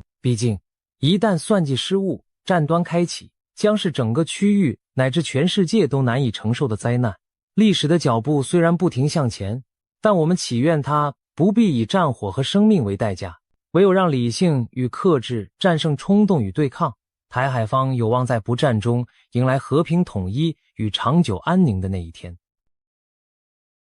今天我们来聊聊一个令许多人焦虑的问题：中共真的会在2027年对台湾发动武力统一吗？最近这个话题引发热烈讨论，政治学者明居正更是直言不会发生。他的这番话让不少人松了一口气，却也让人疑惑，中共不是一再对台湾文攻武下，加速军备发展，还扬言不惜一战吗？为什么明居正认为2027年反而不会开战？这其中藏着什么玄机呢？2027年这个年份为何突然成为台海危机的代名词？事情要从近年来台海周边的讯息说起。2023年11月，时任中华民国副总统赖清德公开表示，北京当局似乎以2027年完成武力犯台准备为目标，加紧推进各项军事整备。他提醒国人提高警觉。这番话一出，国内外议论纷纷，中国真的定下了2027年的大限，要在那年对台动手吗？其实，关于2027武统的说法早已有迹可循。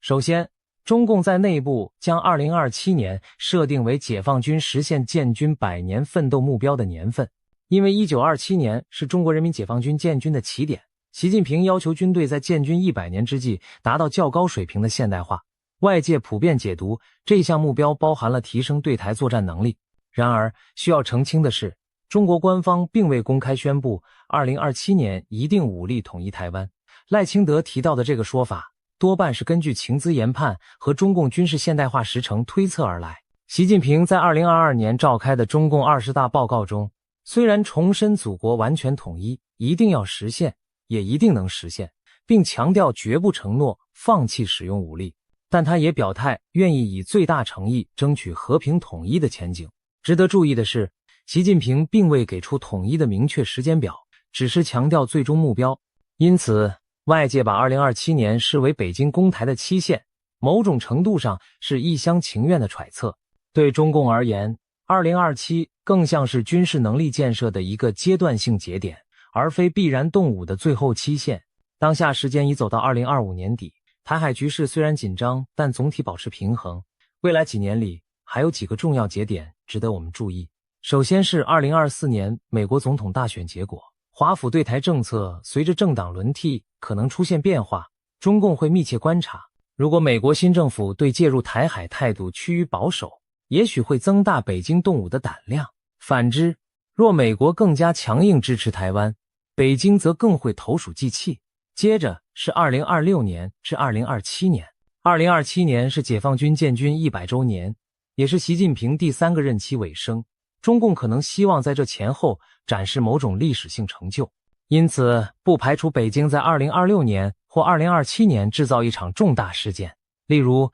在台海划设封锁区，夺取台湾外岛，或进行更大规模军演，以此对内宣传军威，对外营造统一声势。我们需要防范这类以战逼谈的企图。但另一方面，北京也知道2028年台湾将再度举行总统大选，他们或许寄希望于台湾选民选出一个相对亲中的领导人，让统一进程出现转机。所以在2028年之前，北京未必愿意把局势完全摊破。总之，从现在到2027、2028这几年是台海局势最敏感的阶段，各种变数交织。台湾要做的就是在这段期间保持定力，强化自身实力，不给对手可乘之机，并灵活应对国际环境的变化。台湾政府不敢掉以轻心，为了因应潜在的威胁，国防预算逐年提升，并宣布从2024年起将义务役服役期从4个月延长至1年，以强化后备兵力。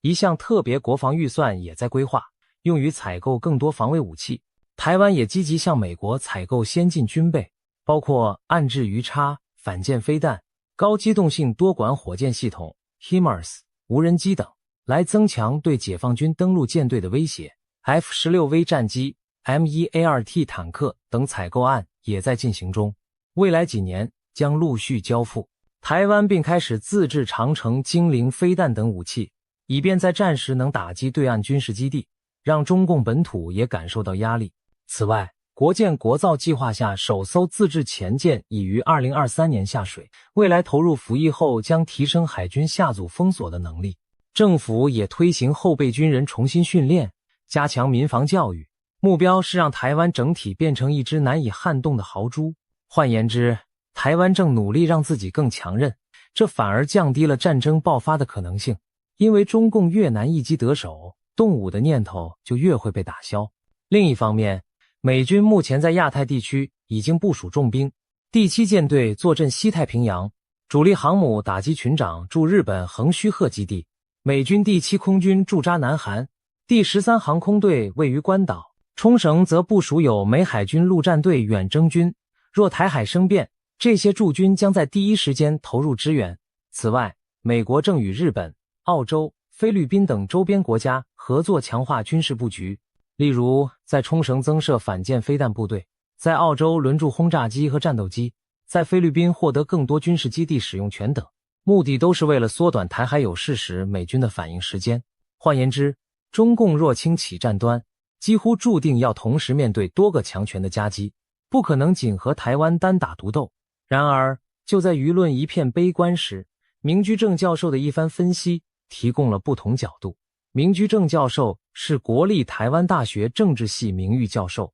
常年关注中共政局与台海议题，以分析精辟著称。他直截了当地表示，2027年应该不会怎么样，如果真要发生事情，恐怕会在2026年。这句话乍听令人错愕，细想却不无道理。明居正解释说，战争最讲究出其不意，如果大家都预期中共将在2027年动手，那北京反而不会选在那个时间点，因为全世界都做好了准备。在他看来，与其说2027是开战时机，不如说它是一个被过度神化，反而不会发生什么的大年份。有人或许会疑惑，习近平不是说过，台湾问题不能一代一代拖下去吗？难道他不急于在自己任内完成统一？确实，习近平在2019年对台讲话中曾表示，不会把统一问题留给后代，这让外界猜测他有任内必统的压力。然而，政治宣誓归政治宣誓，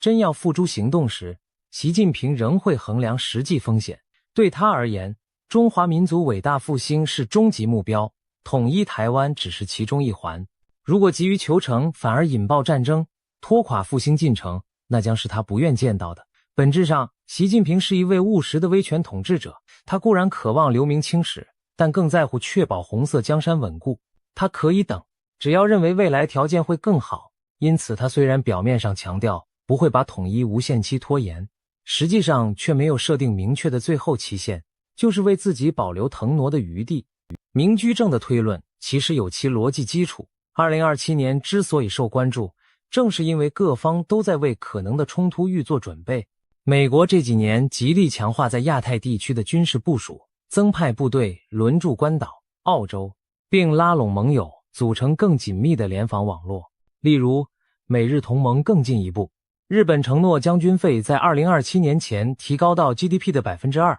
并部署长城飞弹，加强防卫西南诸岛。美英澳组成 AUKUS 联盟，协助澳洲发展远程打击与核潜舰能力。就连菲律宾也在2023年同意美军使用更多当地基地，一旦台海有事，美军可以更快速从南方驰援。这些部署都不是空穴来风，针对的正是解放军可能的对台行动。随着时间推进，台湾的国际伙伴只会准备得更加充分。对中共而言，时间拖得越久，潜在对手的实力就越强。如果他们真铁了心要打，理应趁对方尚未完全备妥时动手，而不是坐等2027让美日台完成协防布局。特别是美国，近年无论是新型武器研发、军队训练转向印太，还是与盟友协调，步调都明显加快。2027年前后，美国将拥有更多先进的远程精准打击武器，更新型的舰艇和战机投入西太平洋，再加上高超音速武器等新技术陆续成熟，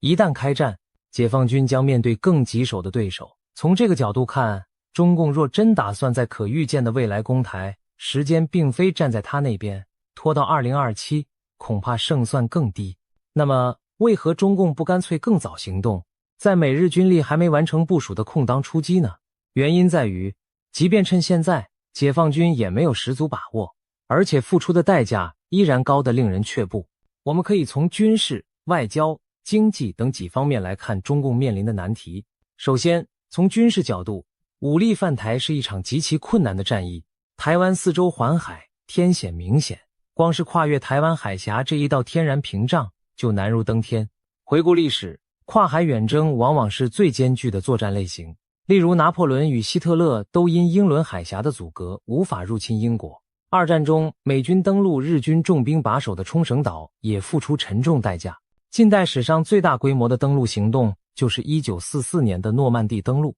当时盟军动员超过5000艘舰船，几乎倾其所有的优势武器，以及几个月的佯动欺敌，才勉强突破德军防线。而今天，台湾的防御武器比当年德军更先进，解放军若想在台湾登陆，面临的火力压制只会更猛烈。解放军固然兵力庞大，拥有世界上数一数二的海陆空三军，但要渡海攻台，它必须同时取得制空权与制海权，才能保障运输船团安全靠岸。台湾方面这些年则积极强化不对称作战能力，部署大量反舰飞弹、野战防空飞弹以及机动灵活的防卫部队。中共的2栖登陆舰队一旦冒险出航，极可能遭受台湾飞弹部队的饱和打击。此外，解放军虽然飞弹数量惊人，上千枚导弹对准台湾，但台湾重要的军事目标都有坚固工事与备援措施，不会因第一波打击就丧失抵抗能力。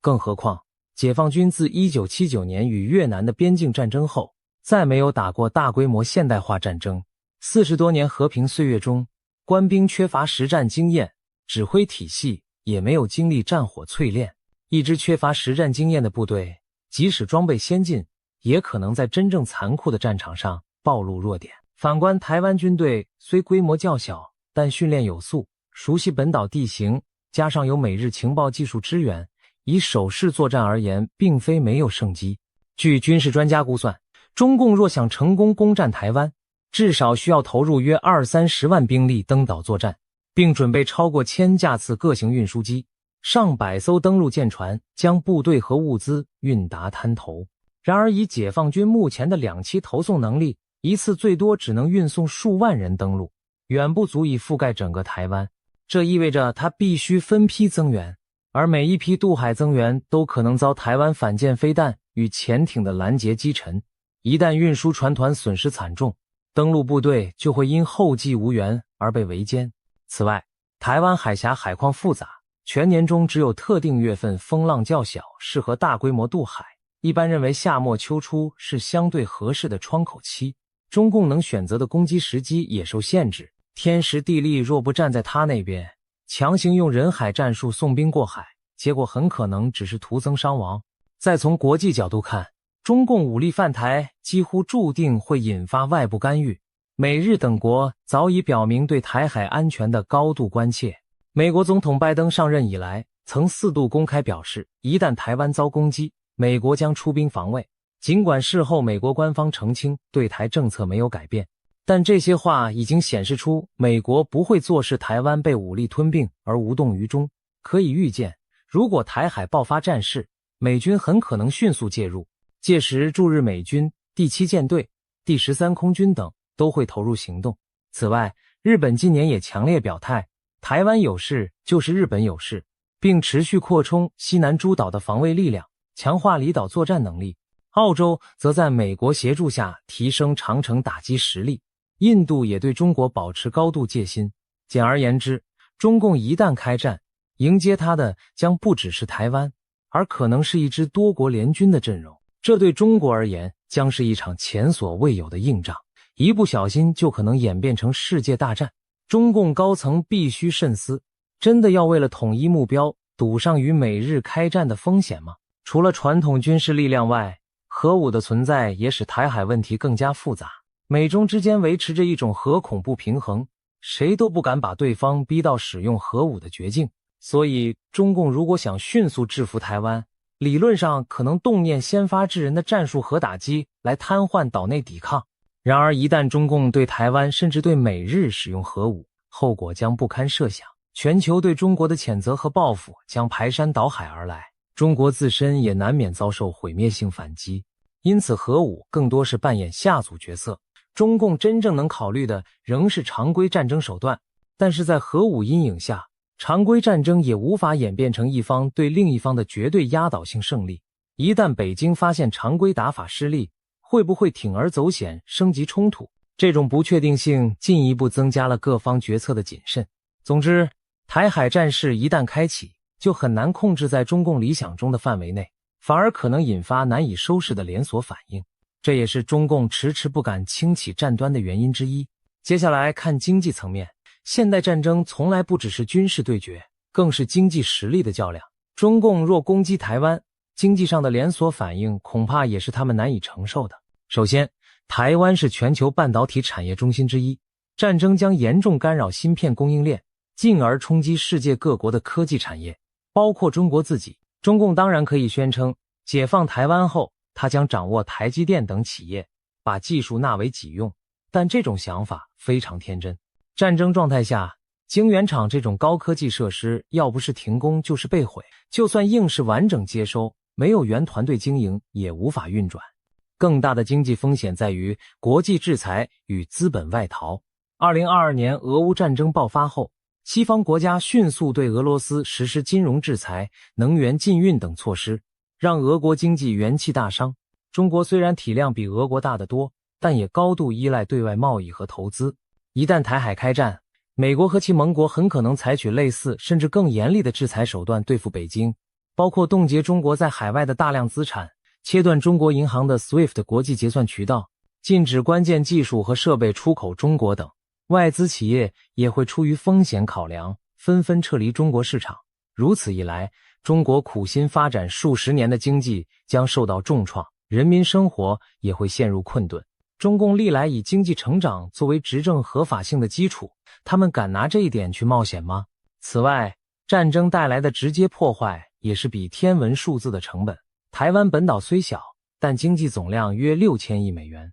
中国若诉诸武力，等于对一块高度工业化的土地全面破坏，重建费用将极其庞大，而这笔烂摊子最终也得北京自己买单。大陆沿海省份与台湾经贸联系紧密，战事一起，福建、广东等地的经济活动必然受到严重波及。千算万算，中共都无法避开经济领域的严峻后果，除非他已经不在乎发展，只求一战定江山，但那将与多年来中共对人民所承诺的中国梦、民族复兴背道而驰。最后谈政治风险，对习近平而言，是否攻打台湾是一道生死存亡的赌题。如果赌赢了，他将登上民族英雄的神坛；但若赌输，不仅他个人威信扫地，整个中共政权都可能垮台。须知历史上，统治者因战争失利而下台的例子比比皆是。从阿根廷军政府在福克兰战争后倒台，到苏联在阿富汗泥淖中折戟触发解体，再到今天俄罗斯在乌克兰陷入苦战，国力大耗，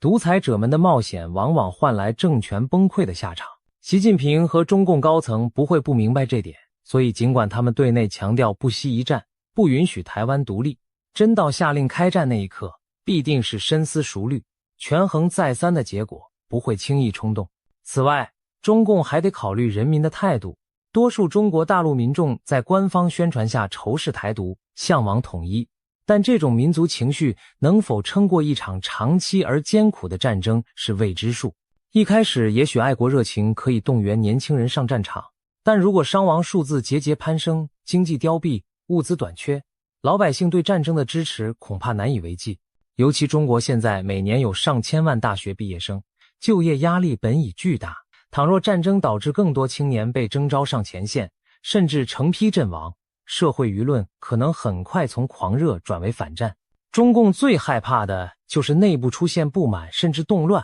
那比外部压力更致命。决定开战之前，习近平必须确信能在短期内取得胜利并控制局势，否则稍有不慎，他苦心经营的集权统治就可能毁于一旦。由此看来，中共虽然口头上把2027年渲染的战云密布，但实际上他们心中也有一把尺，在没把握之前，恐怕不会轻易动手。明居正强调2027年不会怎么样，并不是说中共放弃了武统野心，而是指出传说中的大限未必真是大限。中共很擅长心理战，也许也乐见外界把某个年份神话般的传播开来，从而对台湾社会形成压力。然而我们不能自己吓自己，更不能把敌人的宣传当成现实。不论是2027年还是任何一年，台湾人都应该冷静判断形势，既不松懈也不恐慌。值得一提的是，2019年爆发的香港反送中抗争，以及中共随后在香港推行严厉的国安法，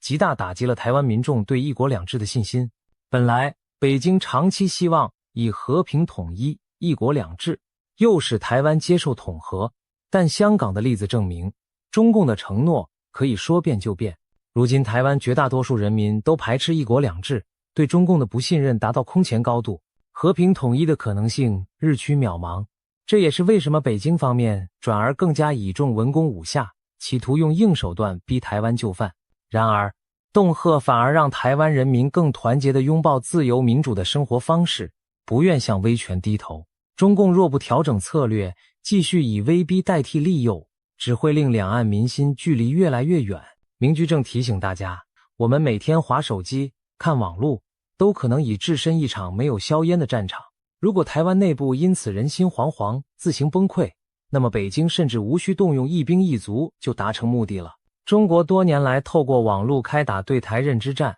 从官媒到内容农场，假消息从未间断，无时无刻不在进行统战渗透。他呼吁民众不要随便被网络讯息洗脑，因为对台认知战就是战争的第一线，早已在我们每天的手机讯息中开打。我们的确要提高警觉，不要落入中国认知战的陷阱。另外一个不可忽视的风险是擦枪走火。目前台海上空和海面上，解放军与台湾、美日军机军舰经常距离非常近的巡弋对峙。如果发生意外，比如战机碰撞坠毁、舰艇误判开火，极可能引发连锁反应。中共可能借机对台升高军事行动，而美日也将被迫强力介入。历史上因误判而引发战争的例子屡见不鲜。1967年，以色列与阿拉伯国家的六日战争就有紧张局势下误解和过度反应的因素。台湾方面深知此种危险，也与美国密切合作，试图建立两军沟通管道和紧急热线机制，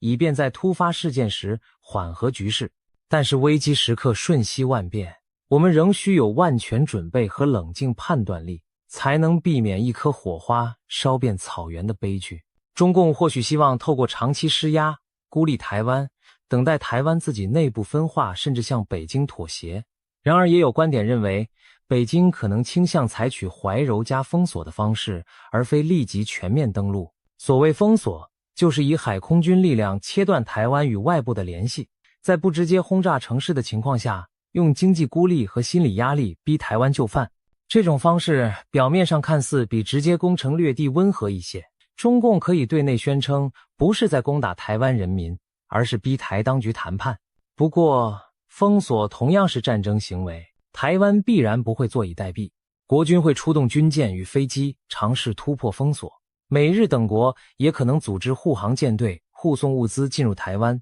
一旦封锁线上稍有擦枪走火，就会演变成全面军事冲突。而如果中共不敢拦截援台船团，封锁最终也会宣告破功。退一步说，即使封锁初期得逞，台湾社会有充足韧性撑过一时的物资短缺，但封锁却势必要长时间维持，中方自身经济和军事资源的消耗将极为惊人。在这场持久战中，谁先撑不住很难预料。可见不登岛只封锁并非万全之策，很可能最终无法迫使台湾投降。中共若走到这一步，仍得面临是进一步攻台还是偃旗息鼓的抉择。总之，不管哪种剧本，统一台湾都不像北京宣传的那样轻松。台湾有坚强的意志，背后有国际伙伴支援，中共不可能不费吹灰之力就收复台湾，这种幻想根本不切实际。回顾历次台海危机，中共每每也是雷声大雨点小。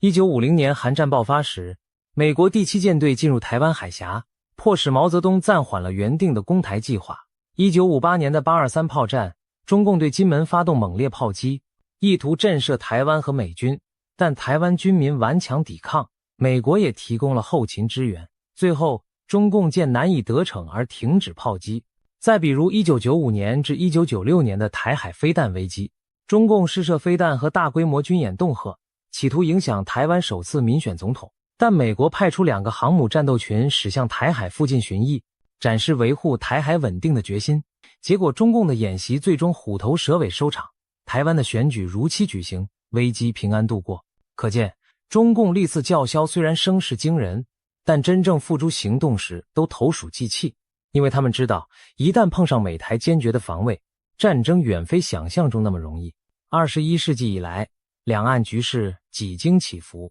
2000年台湾政党轮替，民进党执政后，中共忧心台湾走向法理独立，在2005年通过反分裂国家法，声称若出现台湾从中国分裂出去的情形，将采取非和平方式。但法条虽强硬，中共仍保留了模糊空间，并未设定明确时间表动手。2008年至2016年，国民党执政期间，两岸关系相对缓和，中共采取惠台政策，企图以经济融合拉拢台湾民心，但台湾主流民意并没有因此倾向统一。2016年蔡英文总统上任后拒绝接受九二共识，北京转而施加更大压力，包括在外交上挖走台湾邦交国，在军事上频频派机舰绕行台湾。即便如此，中共仍停留在恐吓施压的层次，并未真正对台动武。从这些年的作为看，北京一直试图用温水煮青蛙的方式达成目标，而不是铤而走险引爆大战。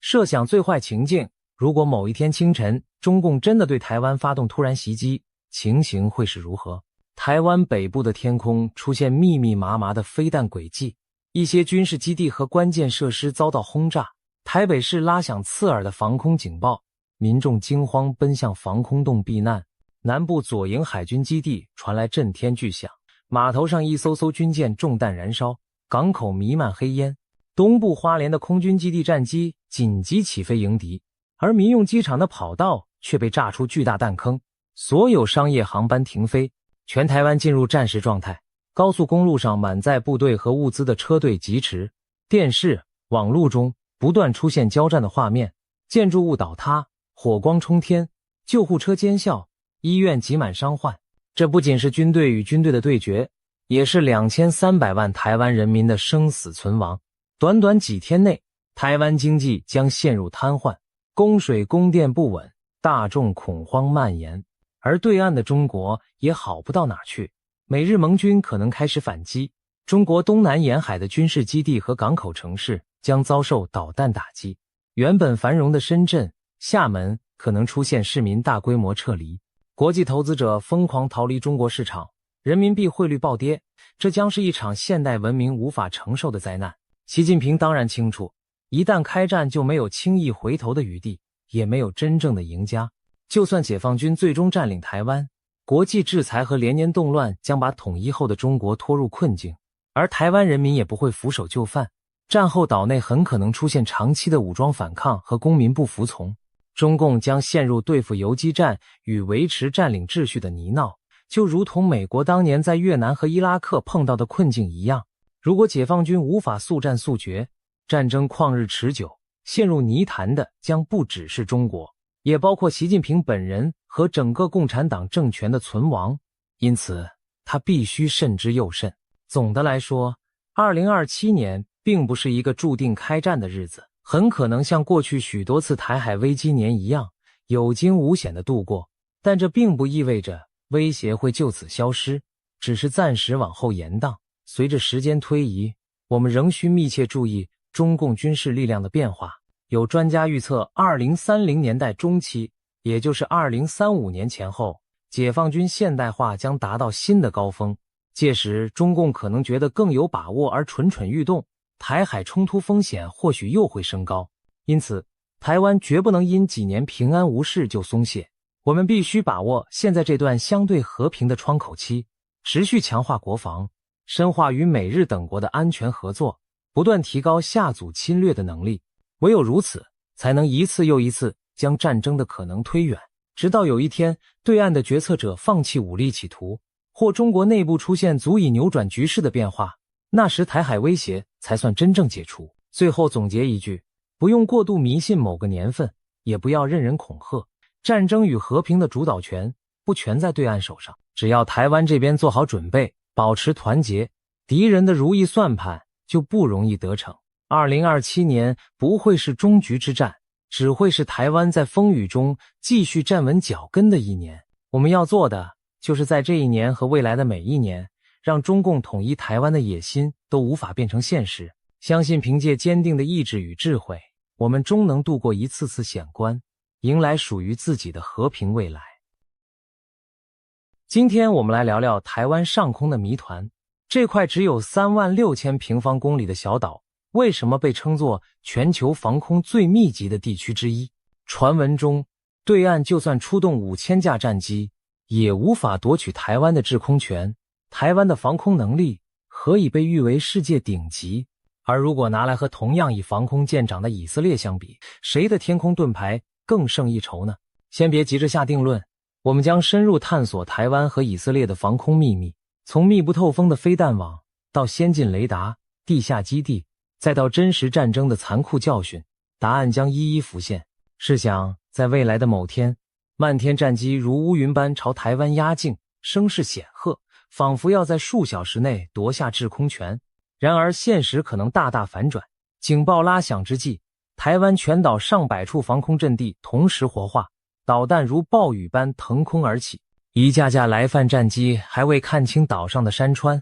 就被雷达锁定，迎头撞上高速拦截弹的网络。领头的战机惊愕发现，前方不是任其驰骋的蓝天，而是一座隐形的钢铁天网。短短数十分钟内，进犯的机群纷纷折损溃散，幸存者仓皇拉升脱逃5000架战机的庞大空中武力，就这样被一张看不见的网拦了下来。这绝非夸张的电影桥段，而是许多军事专家推演台海空战时得出的结论。台湾的防空火力之密集，反应之迅捷，令人生畏。有人或许会问，台湾真的有这么厉害吗？让我们从数据和现实说起。根据外国研究报告指出，台湾的防空飞弹部署密度高居全球前列，在飞弹数量上仅次于以色列。要知道，以色列常年处于高危环境，一直被视为世界防空第一强国，而台湾的防空导弹密度竟然接近以色列，甚至在某些层面上还更胜一筹。这并非自吹自擂，而是有迹可循的事实。1996年3月，中共在台海试射飞弹，2枚东风导弹先后落在基隆港和高雄港外海，激起冲天水柱。当时台湾并无有效手段加以拦截，只能眼睁睁看着导弹落下，所幸没有造成伤亡。这场危机震动了台湾朝野，深刻意识到建立现代防空网的重要性，遂积极向美方争取先进防空系统。自1998年起，台湾陆续获得爱国者2型飞弹系统。台湾从美国引进了爱国者2型和爱国者3型防空系统，共部署了9个爱国者飞弹连，拦截弹药约有580枚，其中 PAC-3 是现役最先进型号，单枚导弹速度极快，专精拦截弹道导弹和高速战机。每套爱国者系统配备相控阵雷达，能同时追踪上百个目标，探测距离达180公里，拦截射程可达数十公里外。当敌机还在海峡上空，爱国者雷达早已将其捕捉，发射的导弹可在敌机踏入台湾上空前将之击落。最近几年，美国持续增援台湾的爱国者库存。2023年，美国首度动用总统拨款权军援台湾，其中就包括大量爱国者拦截弹，进一步充实了这张空中保护网的骨干。除了爱国者，台湾还有国产的天弓系列飞弹系统，同样扮演着高空和中程拦截的重要角色。早在1999年，天弓2型飞弹就已服役，其最大射程可达120公里，性能约介于爱国者2型与3型之间。台湾在各空军基地附近部署了约12个天弓阵地，装备天弓1型、天弓2型，发射架接近50套，备弹约500枚。最新的天弓3型更是在2015年后开始服役，射程上看200公里，据称具备拦截弹道导弹的能力，技术水准已超越爱国者3型。换言之，台湾自行打造出一张不亚于爱国者网的本土防空网。爱国者与天弓这双长矛交织成台湾高空防御的第一道天罗地网。往下一层，在中低空还有上一世代的霍克防空飞弹在发挥余热。霍克飞弹曾是美军主力中程防空系统，台湾自1960年代起装备，经过多次性能提升，至今依然是数量最多的地对空飞弹之一。目前约有10多个霍克连，库存飞弹达1000枚左右。霍克的拦截高度和射程虽比不上爱国者与天弓，大约40公里，但胜在部署广、数量多，平时散布在各战略要地，战时可迅速展开火网。虽然霍克飞弹世代较旧，国军也在持续汰换中，部分霍克阵地已逐步被天弓系统取代。然而在战争爆发初期，这上千枚霍克仍将如空中猎鹰般扑向敌机，填补防线上的任何空隙。再往低空看，那是轻型防空武器的天下。台湾部署了大批近程防空飞弹和高射快炮，用于防御超低空突防的直升机、无人机乃至巡航导弹。例如，复仇者防空飞弹系统搭载在悍马车上，每辆配备8枚美制刺针便携式飞弹，可机动保护机场、雷达站等重要据点。目前数十辆复仇者载具和数百具肩扛式刺针散布各地，一旦有敌军武装直升机或低空飞行器贴地偷袭，复仇者和刺针飞弹将形成最后一道密不透风的火网。此外，台湾自研的捷羚防空系统，装载在装甲车上的天剑1型飞弹，配合双管35公里高炮，也部署在要害地区，专门猎杀掠海飞行的巡航导弹或无人机。粗略估计，各式肩射或车载的短程防空飞弹，台湾至少拥有2000枚以上，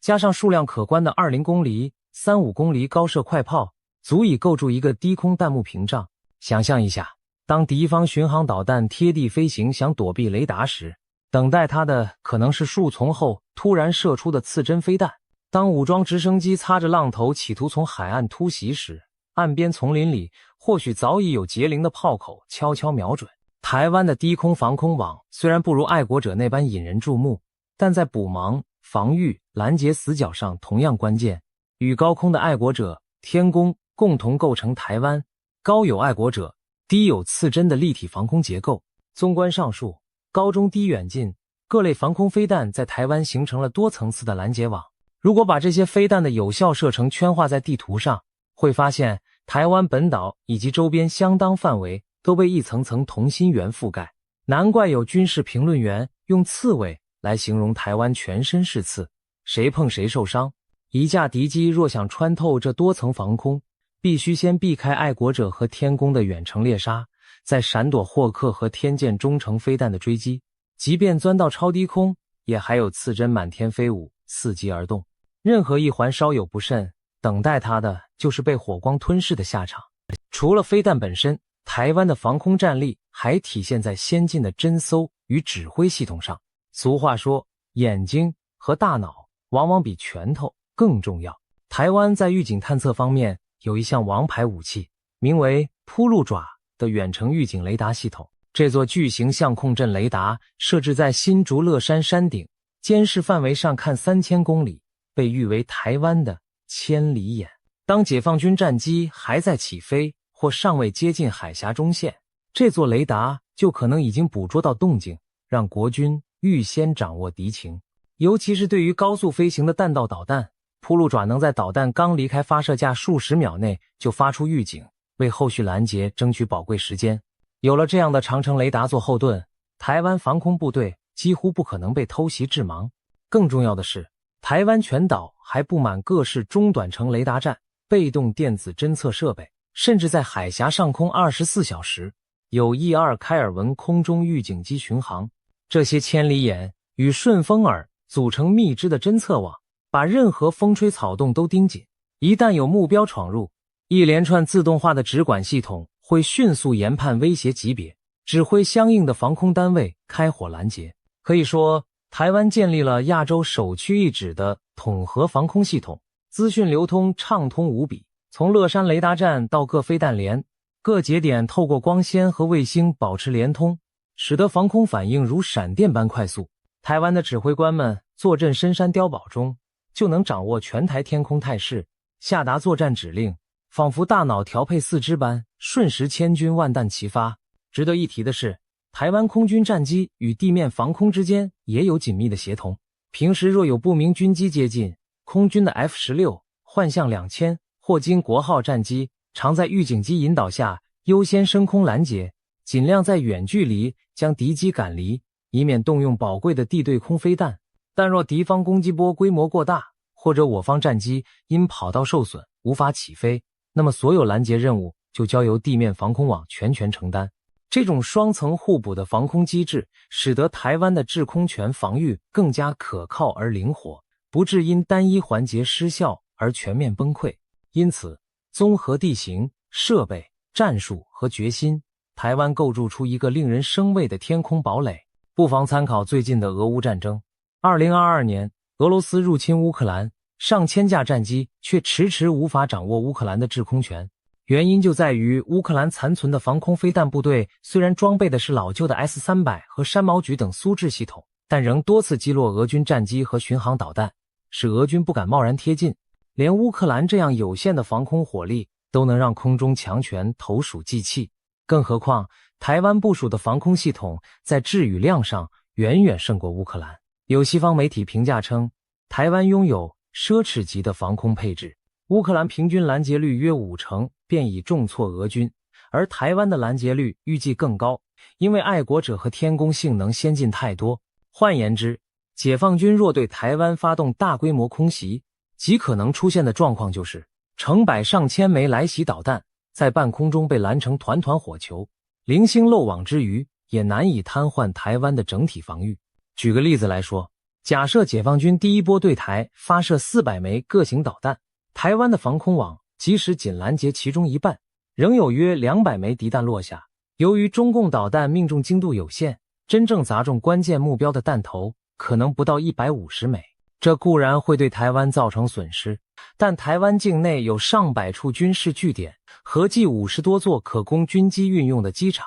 区区100余枚弹头远不足以全面瘫痪防御。相反地，经此一轮后，共军短程导弹库存已消耗大半，台湾空防主体仍在，后续还能持续拦截。由此可见，单靠饱和导弹攻击绝非万灵丹，不但不能一击奏效，甚至可能让侵略者自身先陷入弹药穷竭的困境。然而，难道台湾的空防就真的毫无破绽吗？面对解放军空前庞大的导弹与机群，台湾防空还是得慎防几个挑战，其中最大的一点就是饱和攻击，这也是以色列近年来面对的新难题。在2023年10月的冲突中，哈马斯武装突然向以色列发射了超过5000枚火箭弹，一时间也让号称密不透风的铁穹系统出现了拦截不及的状况。因为哈马斯一次齐射的火箭数量远超以往，超出了铁穹单波次的拦截上限，导致仍有约1000枚火箭落在以色列境内，造成了伤亡和破坏。虽然铁穹随后调集增援，拦截率逐步回升，但这次教训证明，再精良的防空也怕弹海战术。对台湾而言，共军未来可能同样会用远程火箭弹对台进行饱和攻击，消耗掉台湾的爱国者防空系统或其他高价值拦截弹。试想，一枚爱国者飞弹价值数百万美元，用它去打几万元造价的简易火箭，经济上极不划算。然而战时威胁当前，再贵也得打下来。于是，一旦共军有计划地以廉价弹药不计代价齐射，台湾空防网也可能出现类似铁穹那样捉襟见肘的时刻。此外，共军也可能运用电子战和斩首突袭手段来削弱台湾防空。解放军装备有歼 16D 电子战机、各型强力干扰器与反辐射导弹，战时势必全力压制台湾雷达与通讯系统。同时，数量庞大的侦察打击无人机可能从多方向渗透，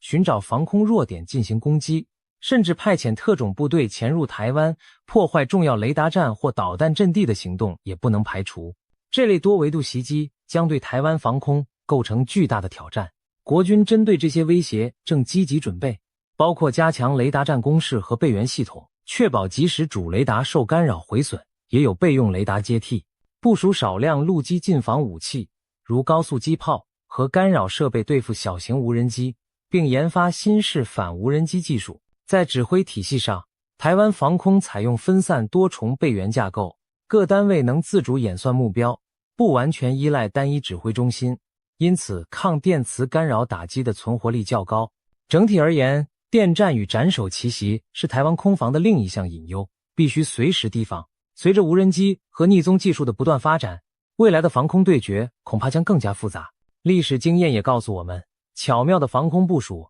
足以弥补技术劣势。1999年科索沃战争中，南斯拉夫防空部队曾用苏联老旧导弹击落美军号称隐形的 F-117夜鹰战机，震惊世界。这说明只要战术得当，防空系统也能捕捉并击坠先进逆踪目标。台湾国军显然也研拟了对付共军歼20隐形战机的方案，包括升级长波雷达软体，采用多站感测、交叉定位等方式，以提高发现逆踪飞机的概率。只要台湾的探测网和武器保持运作，解放军即使拥有逆踪战机，也不敢贸然闯入台湾的防空识别区，否则稍有不慎，就可能重演 F-117被击落的戏码。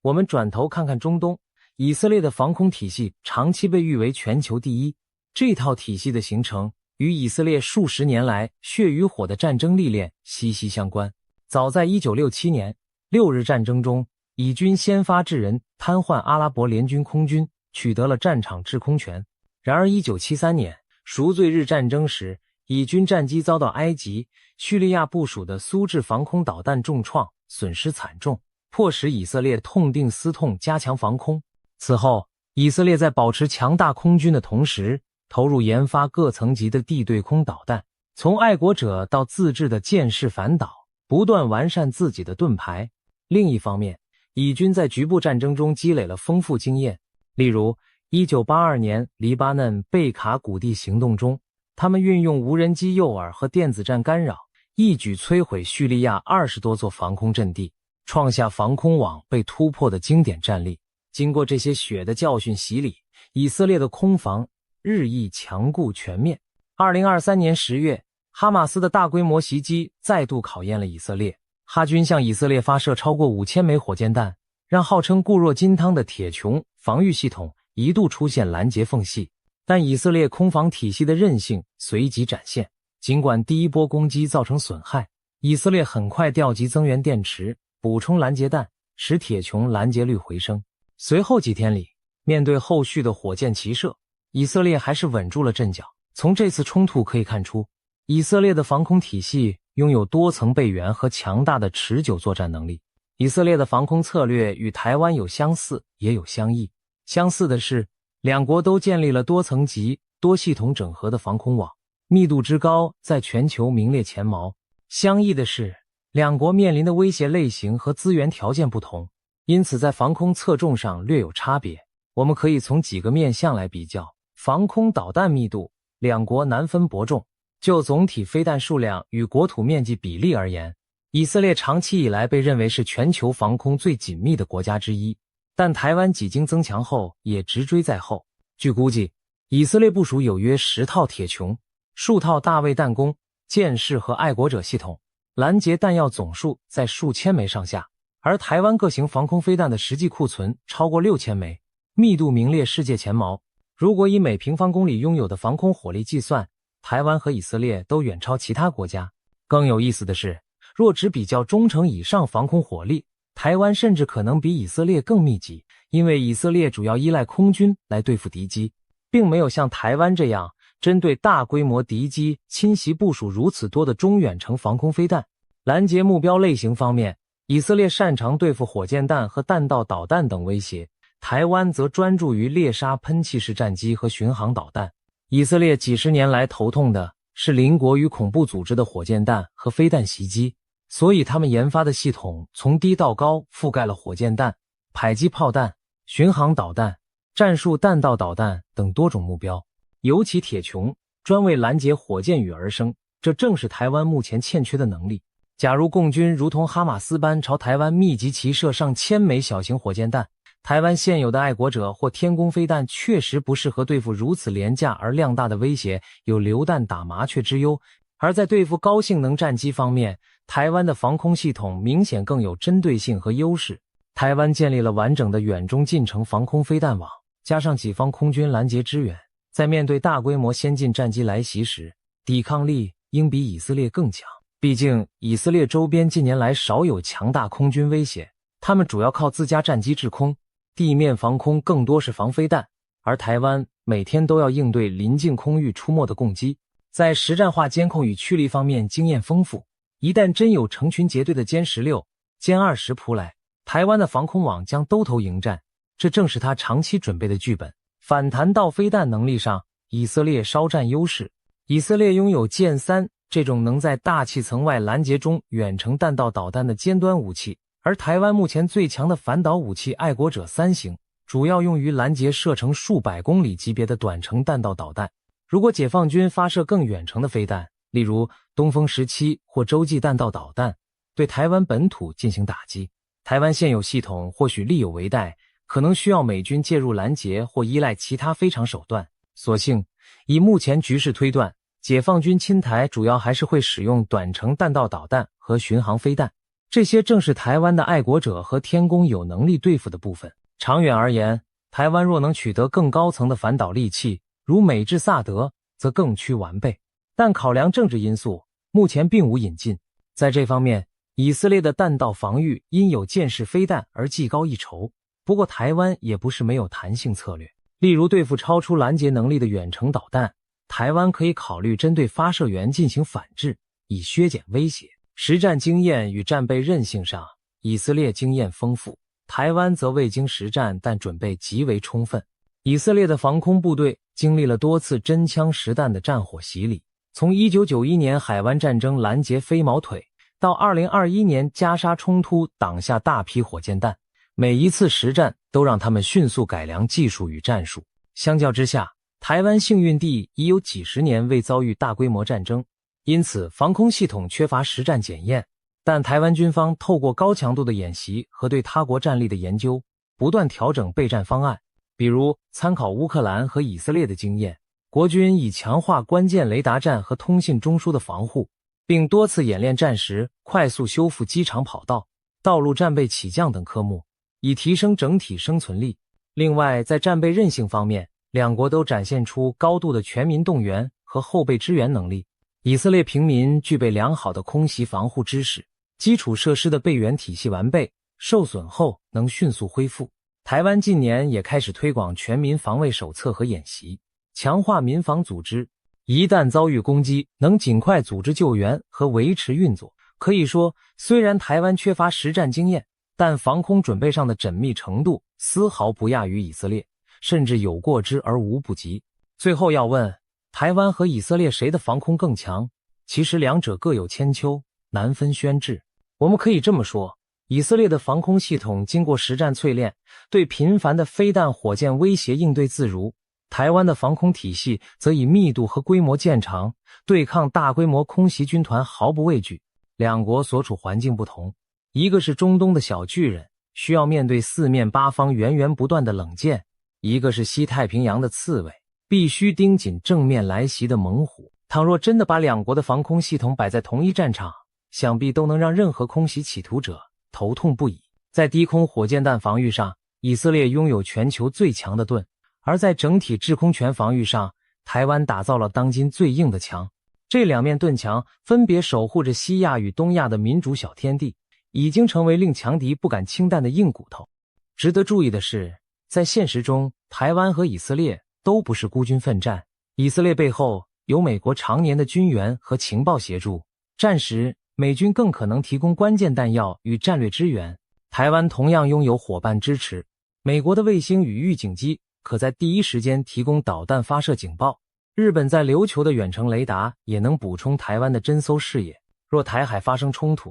美日等盟友虽未必直接派兵，但极可能在情报、后勤上对台湾伸出援手，增强台湾空防的持久力和纵深。当然，最终撑起这片天空的仍是台湾自己钢铁般的防御意志与能力，但盟友的助力无疑会让胜算大大提高。事实上，台湾近年已着手提升自身弹药产能，每年可生产的各式飞弹数量已从过去数百枚提高到如今上千枚，并规划多条生产线赶工。国防专家建议，应将这些关键产线和弹药库分散并深藏地下，使其在敌袭中也能生存，确保前线拥有源源不绝的补给，备足弹药且补给不断，台湾的天空之盾才能在长期消耗战中保持牢不可破。强固的防空体系除了保卫人民安全，更具有强大的吓阻效果。当对手知道无法轻易夺取制空权，付出的代价将极其高昂时，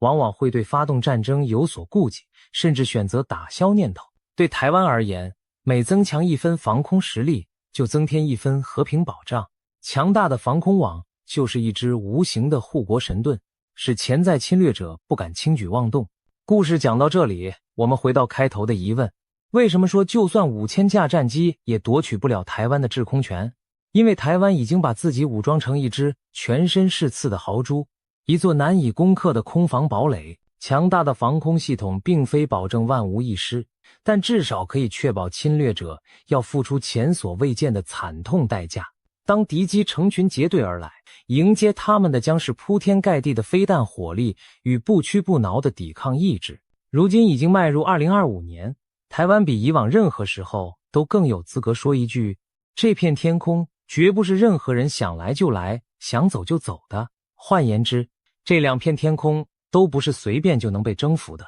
对任何蠢动侵略念头的人而言，台湾和以色列的天空正是梦魇的开端。一旦他们飞入这片禁区，最终体悟到的将只有一句话：这里是全球最难攻陷的天空之一。